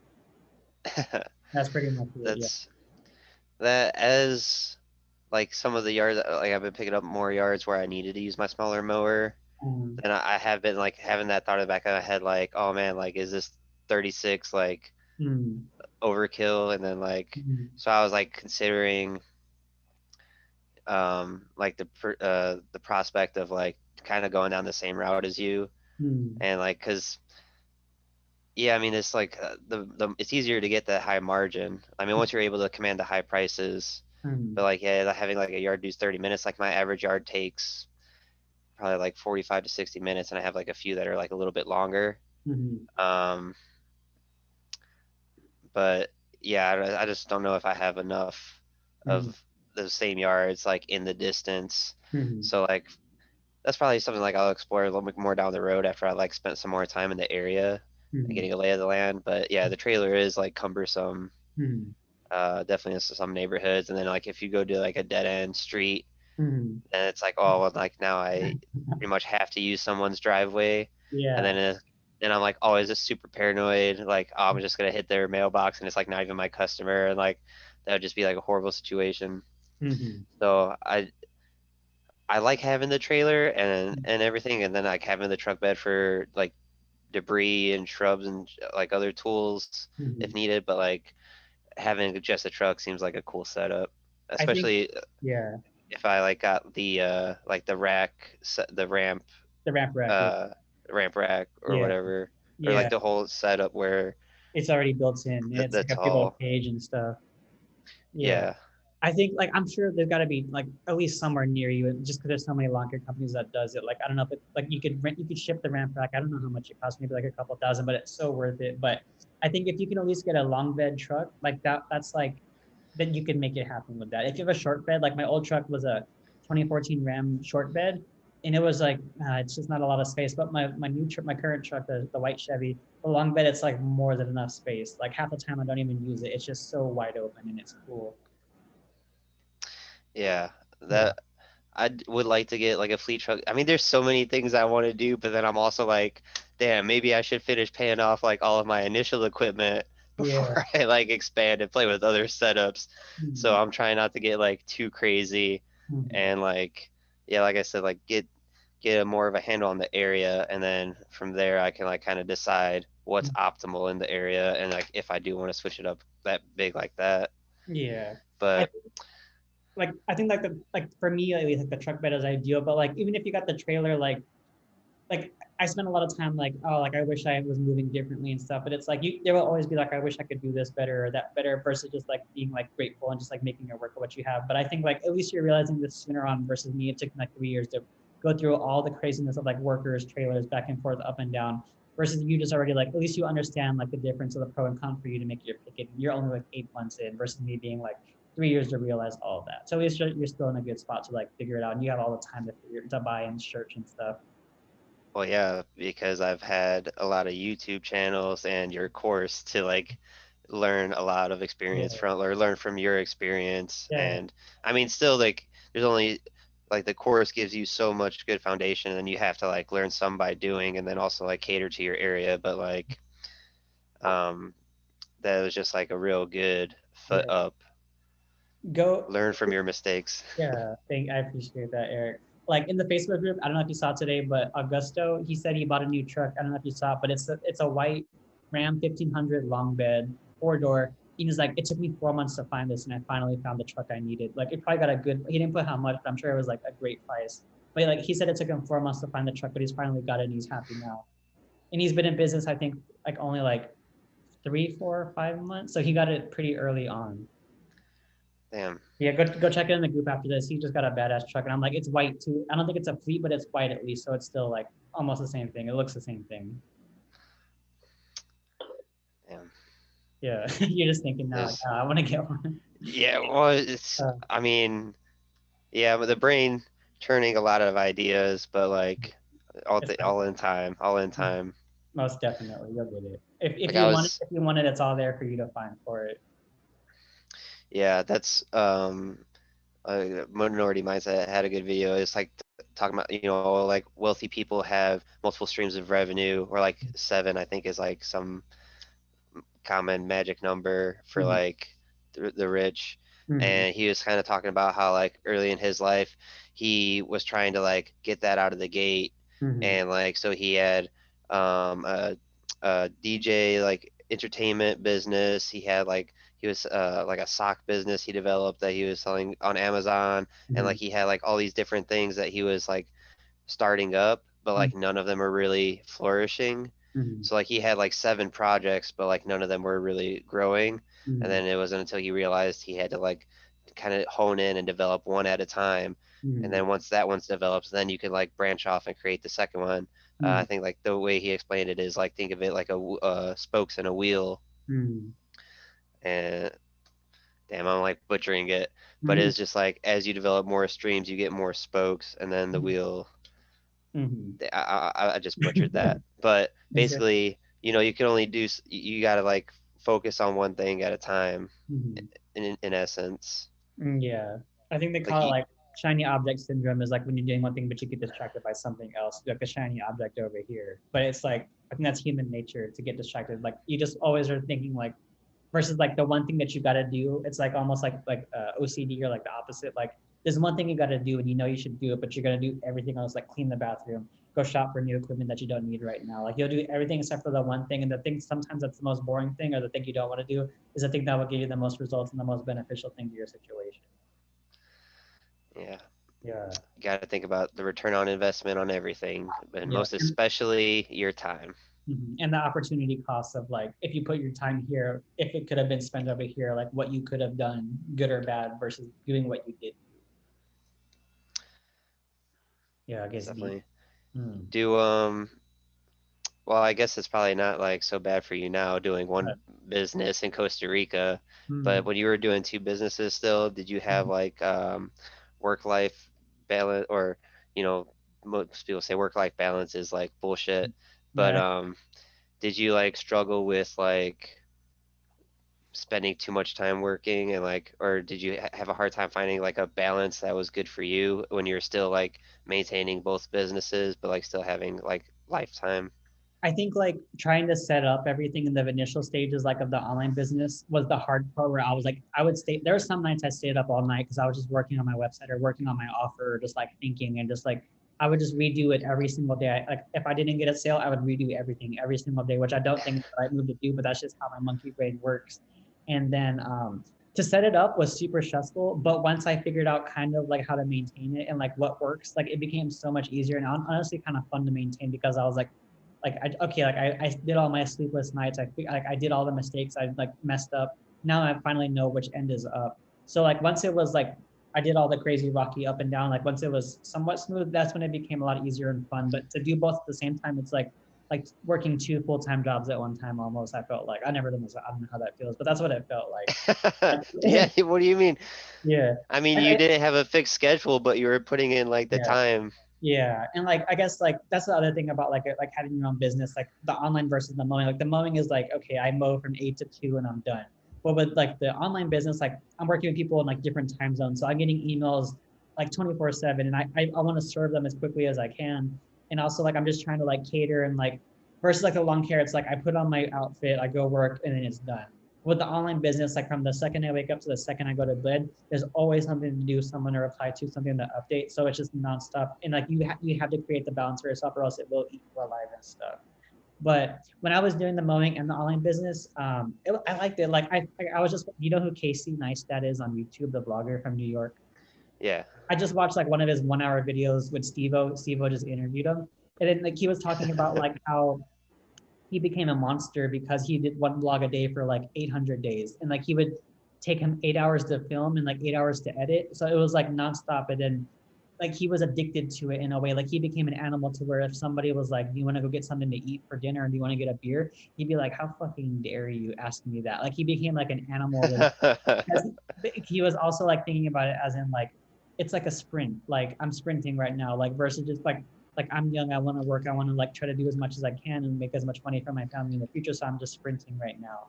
So I feel like I was sprinting when I was doing that, the business and the online, or the mowing and the online business. I was sprinting and I liked it, but now I feel like I'm kind of like I'm just sprinting on the computer when I could be doing the mowing and stuff. And then just try to figure out what I can do now. Like I just talked to my mentor. I keep saying that, but like I talked to him earlier, and then I was like, maybe like what I could do is like versus just waiting until I feel good to post a YouTube video, which is what I usually do. That's why sometimes I go like 2, 3 weeks with no video because I just don't feel good enough to like get in front of the camera and be like, "What's up, guys?" Maybe just post one video every single day while I'm here, just to show that like it doesn't have to be perfect. It just has to be enough to get the content out. And just like if I can get one person to be like, "Thanks, like that was a good video," then I'm happy versus trying to like make it perfect and get like millions of views and stuff, which like, obviously like I don't care about anymore.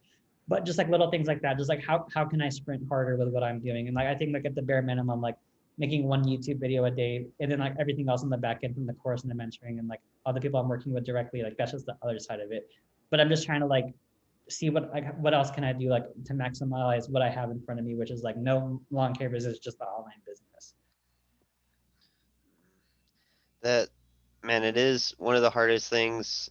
Um, I mean, other than like, or in my experience, other than just like not burning the candlestick at both ends too much. I Mm, mean, because on shit, honestly, I was doing that like when I had just one job, but like yeah. now like building a business too. And I mean, Mhm, with the lawn care, I kind of feel like a little bit of the vibes you were saying with the online business. It's like, yeah, you put on your uniform and you go do the lawns, but like mhm. taking the calls, like that could be like, you know, any hour of the day. I don't know. Yeah. I felt like more of a slave to my phone when I Mm, was first picking up customers. It's not as bad now. And then yeah. also I don't like sweat every single call as much anymore. So I Yeah. guess it's like once you like have that foundation, it's not Yeah. as bad. Oh yeah, here that's a good point that you say that. I say like I put on my uniform and I go home because like I peaked out and I haven't taken on a new customer in like 6 months. Like even before I left, I haven't taken on any new customers. So it was like literally like it was like a cakewalk. I was like, I have these customers Monday, Wednesday, Friday, boom, knock them out. Here's when I'm gonna be there tomorrow. I do it. I'm done here. Pay me now, and that's it. But when you're trying to grind it up, and when I was trying to build up my customers, just like you, like it never ended. I would go work all day, go get on my phone, go quote, and it was like a whole day's worth of work. But eventually like I got to the point where I'm at now, like I just forget because it's been so long that like I did exactly what you're doing, but eventually you will get to the point where it's just like you don't have to take on anybody new because you have enough from the mowing and all the little upsells. That's like you don't even have to you put the work in, and like you could just forget about that side of just like quoting. It's just like maintain what I have, and if it's like one customer every week or every 2 weeks, that's so easy to do versus trying to like build up your list and like screen people and figure out like should I stick with them. Like you already know after months and years like okay, this guy is good, this guy's not good, and like who you'll be with. But like you're in that stage too that everybody's in to build it up in the beginning. It's that the upfront Yeah. work. I Hmm. mean, it's just like same with investing. It's like you put in the money and you don't see that growth until Hmm. like enough time has passes and then it starts to fucking pick up. Hmm. Um, You know, I Dang, hope what people else? can listen to this while they're mowing. Like, even though it's 3 minutes of like maybe like somewhat boring, somewhat super crazy, interesting talk. It's like when I would mow, like I would scour YouTube for videos that were like somewhat entertaining, whether it was like a Joe Rogan podcast before I watched all of them to realize like I don't want to watch any other ones. I just watched the ones I thought were funny or cool. Maybe people will use this as like lawn care fuel for their mowing day. And even though it's like not a perfect conversation, it's like it's still lawn care specific talking. If they like my channel, then it's like this is all I can give you today, guys. Like me and Eric talking, like take it or leave it. There's 3 hours of mowing footage. Like go crazy, go crazy with it. The timestamps will help a lot if And you do it for that. I was gonna timestamp, but now looking at 2.5 hours, I don't know if I can go. I might have to hire like a Filipino to go do it, like oversee like a virtual assistant to do it. Well, that would be a good return on investment because your time could be better spent talking to your mentees or Hmm. mentorees, whatever the term is. Goose geese, talking to my geeses. Yeah. Hmm. What's for dinner? Dinner, chicken and eggs and spinach and Damn, sweet potatoes. damn. You make it yourself? Yeah, well, I just have chicken wings from the store. Like, Ah, well, I don't know, Publix, I don't know what the correlative is in Texas, hmm. but just like the common main Hmm. grocery store in the area or for the southeast. But their deli is top notch. What's But Florida everything like? else, What's it like living in Florida? it's like summer all the time. Yeah, just blue It's just skies. there's hot summer and then there's less hot summer. Hmm. And then so I just have a basis of comparison of growing up in Illinois, where Hmm. like most of the year is winter like, Hmm. and summer in Illinois, it was like 2 weeks, but it would be hotter in Illinois than it has ever gotten for me in my years in Florida. Hmm. So I don't like get the full range of seasons as much, Hmm. but it's pretty cool. Yeah. What, Most what's people are this what's the best martial art for a street fight? jujitsu, jujitsu 100%. Would you take it over wrestling or boxing? Just straight up jujitsu is like the numero uno. Yeah, Hmm. easily. Um, it's the most versatile. Like boxing would be like a really limited one. Not that I'm like boxing is awesome, but like as a sport, it's not super doesn't translate really well to the street. And I will say like sport jujitsu doesn't like super translate to the street, but I Hmm. mean jujitsu came from the streets of Brazil, or Hmm. at least after it being adopted from Japan. Hmm. But yeah, like it you're able to like control a situation. Like if the only tool you have is boxing, like Hmm. your only option is to fucking swing on someone and try to knock them out. But Hmm. like with jujitsu, you can just like get a hold of them, take it to the ground, and like control them. You don't even necessarily have to hurt them Hmm. to just like control them until like authorities come or something. Hmm. And then also, if boxing, like I said, like the only utility you have is to swing on them and impact them, and you could accidentally kill someone with a punch. I mean, it's unlikely, of course, but I Hmm. mean, it's happened, Hmm. plenty of times to where just like a stupid street fight happens, one punch, or even in boxing itself with Hmm. gloves, Hmm. you could still cause crazy damage. Or if you Hmm. knock someone out, if the Hmm. punch doesn't do it when they hit the ground, then Hmm. that could really damage them. And then, I mean, if it was just like a little scuffle, you don't Hmm. necessarily want to hurt someone in a street fight. I mean, I don't know if you do or don't. I'm assuming you don't. Mhm. Like in jujitsu, you could control it, and then you could just choke them out. They take a little nap, and then the situation is over. Mhm. Yeah. That's cool. Have you been practicing your jujitsu up to par, or have you been putting it on the back burner for the businesses and the two jobs and stuff? Back burner. Yeah. Yeah, unfortunately. I mean, You're it kind of purple belt got, still, right? huh? Purple belt? No. Yes. Yeah, Okay. yeah, a couple years. Hmm. I mean, given COVID, like shut everything down for Hmm. like almost a year-ish, Hmm. depending on, most gyms. I mean, a lot of gyms, depending on the state, weren't really open until just recently. Hmm. Um, I've definitely been slacking on my jujitsu training though. Uh, If someone was robbing a bank and you were the hero to save the day, what's the most epic choke or submission to put them in? If you were going to be on the front page of the newspaper, what would you want it to be? uh, Flying triangle straight up. I mean, that would be a really good headline. Um, Man, but I think the most likely one, depending on how the situation unfolded, it'd probably be a rear naked choke. Mhm. 9 out of 10 times they'll end up in a rear naked. Yeah, but the triangle is a badass submission and actually my favorite. So a flying triangle would be fun. How lethal are your hands compared to your limbs in submissions? Like, like Yeah. hands as in like striking. Oh, Yeah. my striking is not very good. I have like some basics, Mhm. but I would only use it to like close the distance Mhm. and like keep up enough of a guard to not get struck myself. Mhm. Um, close the distance, get my hands on them, and then How does control it them feel, from there. how does it feel to just like go about the world like from like tame scenarios to like maybe like crazy drunk scenarios and just everything in between, just knowing that you have like the foundation that you have that you could choke out and kill most people if need be if they were trying to kill you. Does that just give you like a sense of like peaceful serenity, like, oh, okay, like I know how to defend myself, one, and I can protect someone else at the same time too, like if it was like obviously like a one-on-one scenario and there's like no gun or knife, like you could just like de-escalate or diffuse by just like keeping them in, like not killing them, but just like they can't move and they're stuck, right? Yeah, I mean That's um invaluable. that, yeah, yeah. I mean it gives you the confidence and it also like allows you to be able to keep a level head in any given situation.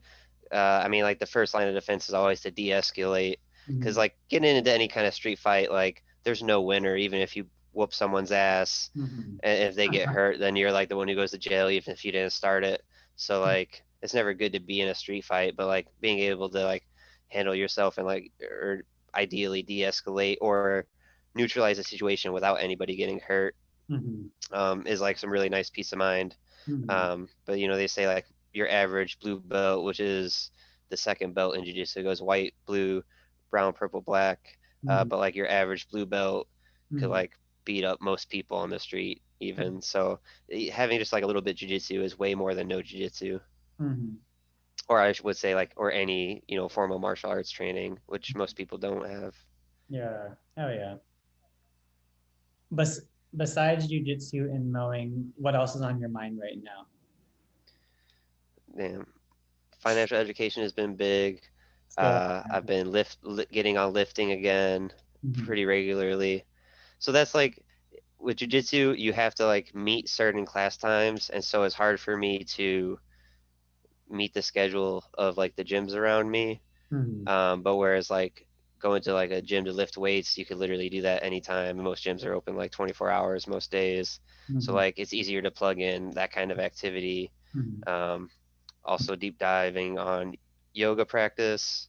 Mhm. Same thing, catch a few classes, but just developing in your self practice. It's been really good. And meditation, Mhm. that's been big. Mhm. Oh, which actually I was going to ask you Mhm. uh, what kind of meditation practice you keep. I know just from like your earlier YouTube videos, like I'm remembering like that was something you were a proponent of. Dude, I haven't meditated in, I can't even remember. It's probably been like over 3 or 4 months. I've just been like obsessed with working and like just trying to like build like and work on the business and stuff. I haven't meditated at all. I've been trying to like, I don't even know where I'm at with it. Like there was a point where I was like, okay, I'm gonna sit down and consciously meditate. But then I started like thinking from like a what's the opposite of intrinsic? Like a like an active meditation. Like maybe I could just like by becoming like more sober and like stopping all the bad stuff I was doing, like I could become like more still in like my emotions, whether it's like exercising or just like jogging or just like doing pull-ups without music and just like working out like that and like more like active meditation versus like sitting down and consciously, because I feel like maybe this is a reason that I do need to meditate, but I feel like I can't even sit down and meditate because I'm always just like, even without the caffeine, if anything, it's like even not as crazy, but it's still like the monkey's always running around. But I haven't meditated in a long time. I haven't even thought about it till you Oh, asked wow. that right now. Yeah. What about you? Have you been actively doing like 20, 30 minutes a day here, there and stuff? Yeah. Like my minimum for like 98% of my days is like 10 minutes in the morning. Mhm. And then usually I'll hit like one or two. Um, that's like the constant. And then sometimes like I sprinkle another like session or two of like 10 to 20 minutes. Mhm. Um, sometimes like before bed, but like that's not super consistent. Mhm. Um, but usually after I lift, like the couple days a week, I'll do some time in the sauna and I'll just meditate while I'm in the sauna. Mhm. Yeah, that's cool. I feel Have like you I miss a sauna. I haven't been in a sauna, I don't think, since I've been here. I miss a sauna a lot. Saunas and steam room.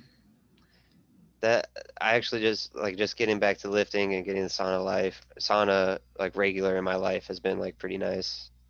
Yeah. Look, I'm gonna show this. She's been working on this all the time. I've been talking. She made me Tommy Hilfiger Rugrat shorts and she sewed it by hand. Is that funny? What? Yeah. She did. She got the, like, look, let me see the little string you got. She's my little tailor right now. She just built this with this. It's cool. If you want a pair of, Nice. this is our new business, Rugrats Tommy Hilfiger collab. Boom, e-commerce store. Boom. Yeah. I got to pick the waistband. There was like Nike or plain. I chose the Tommy. Oh, is that done? Okay, thank you, thank you. Okay, I had to show that. Good job. Salamat means thank you in Tagalog. Uh, And salamat po is like formal, like po is like respectful to your elder. So you'd be like, okay, mm. po, thank you, po. Man, isn't there like 20 plus dialects in the Philippines? How many dialects are in the Philippines? She's at 36. You're close. I knew Yeah. it was a lot. Yeah, that's great. I didn't even know that there's that many. I know like Tagalog is the main. There's like she speaks like Visaya, which is like that island that she's from, like the group of it. But yeah, there's a ton. I didn't even know. You know more about that than I did. I didn't even realize there were so many. I have a lot of Filipino friends. They're in Florida. Yeah, Yeah. You ever had Filipino food? yeah, Yeah, not a lot, and I can't tell you the name of everything I've tried.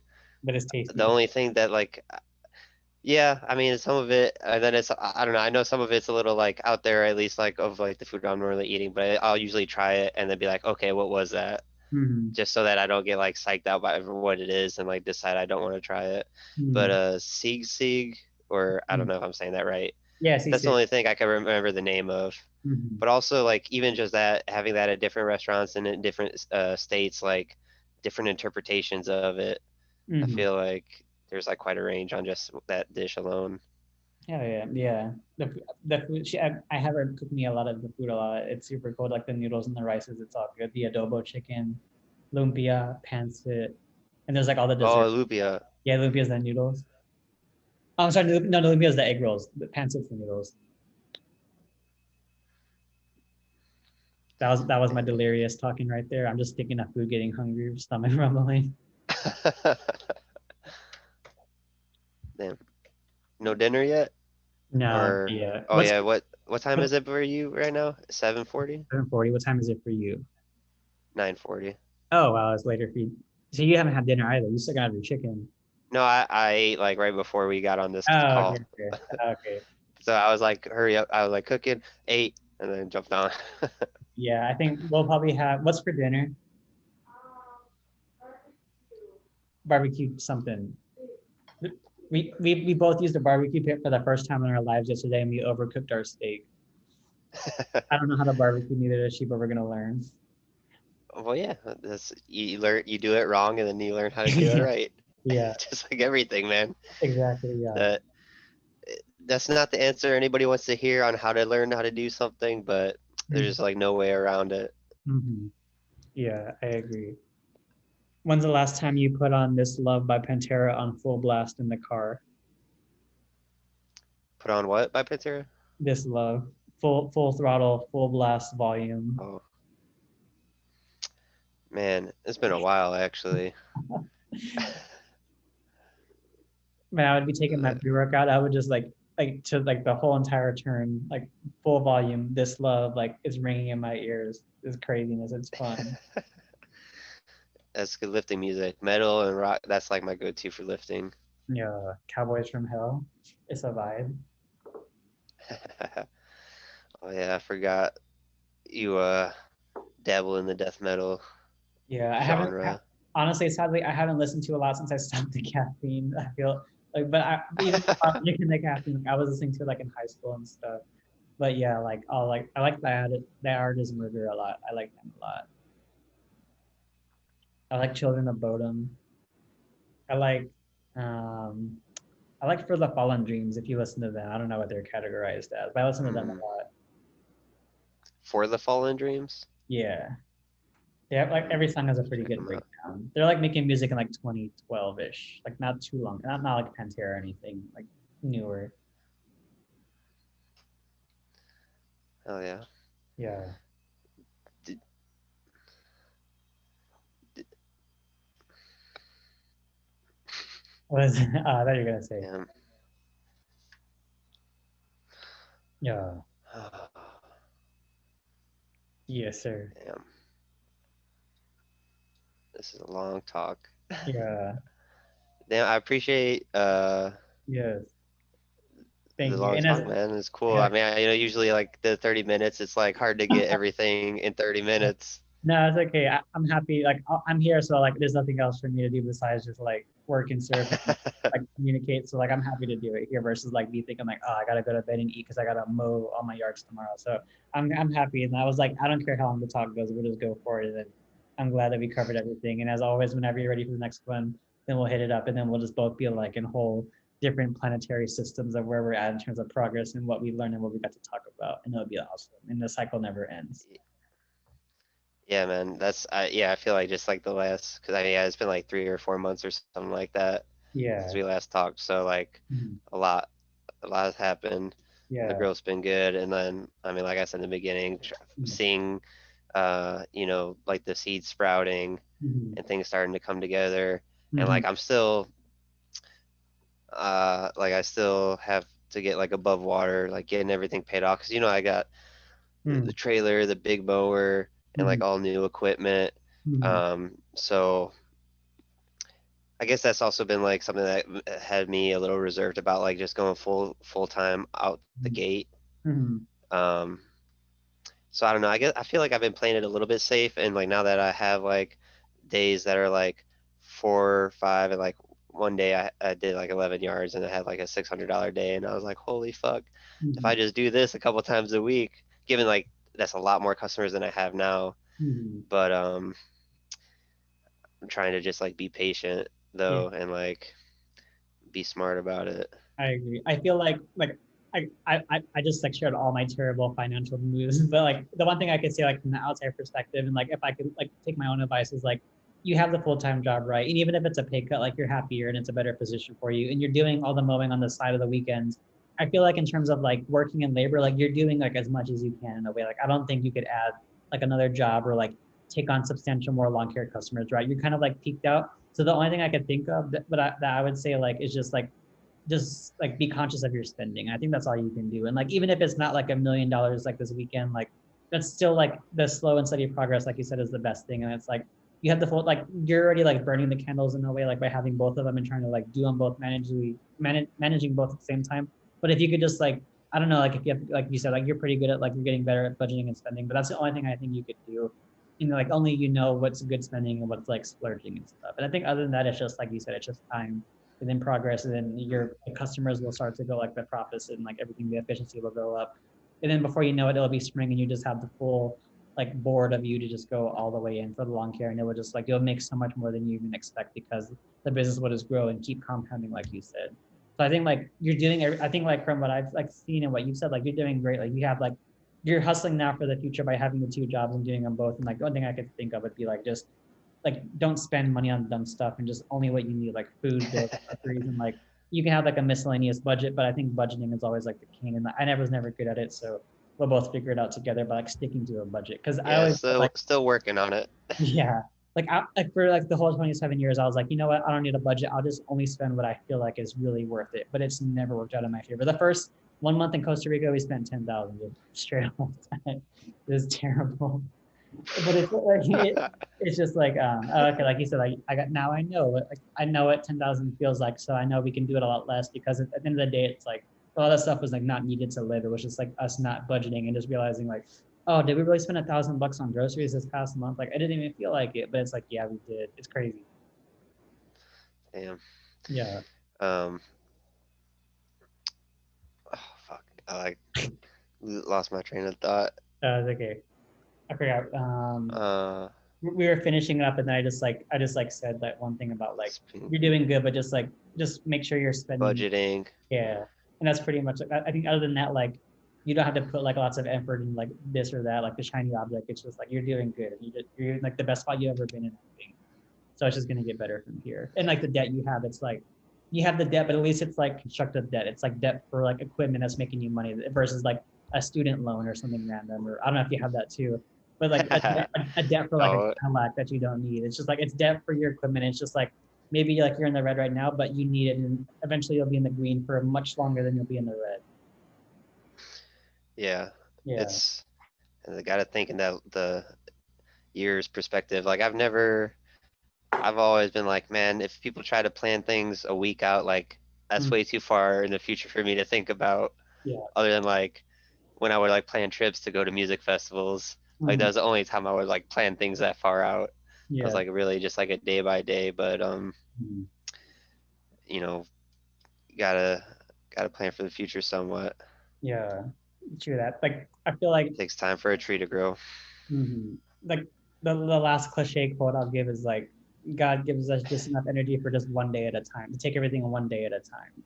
And like you can do everything that you need to do, whether it's planning or like the task at hand. Like we can do it just one day at a time, and then like there's never too much in front of us that we can't tackle. I feel like that was even too vague for myself. Now I'm just confusing myself. Yeah. All right, sweet. I think we're gonna go eat now. I appreciate you, Eric. As Cool, always, man. just keep me posted, and whenever you're ready for the next call, just let me know. And then the cookie keeps crumbling, and we keep going forward. That was a bad analogy too. I'm out of whimsical quick. Yes. Uh, yeah, man. All Keep right, grinding, keep growing. thank you. Look, she's out there sewing. I'm gonna go. I think my chickens are still outside. They're not in their house. I'm gonna go find them. And all right, peace out, All Eric. right, Thank bro. you. I appreciate you Yeah, and thank you for everything you do and making an awesome course. thank you. Thank you for buying it and being a part of everything and just like and being like it's good. Hey, man, happy to be a part, man. All right, sweet. All right, peace out, Eric. I'll talk to you later. Ha- Peace. Have a good night. Okay, you too, latest. We're so bad at goodbyes too.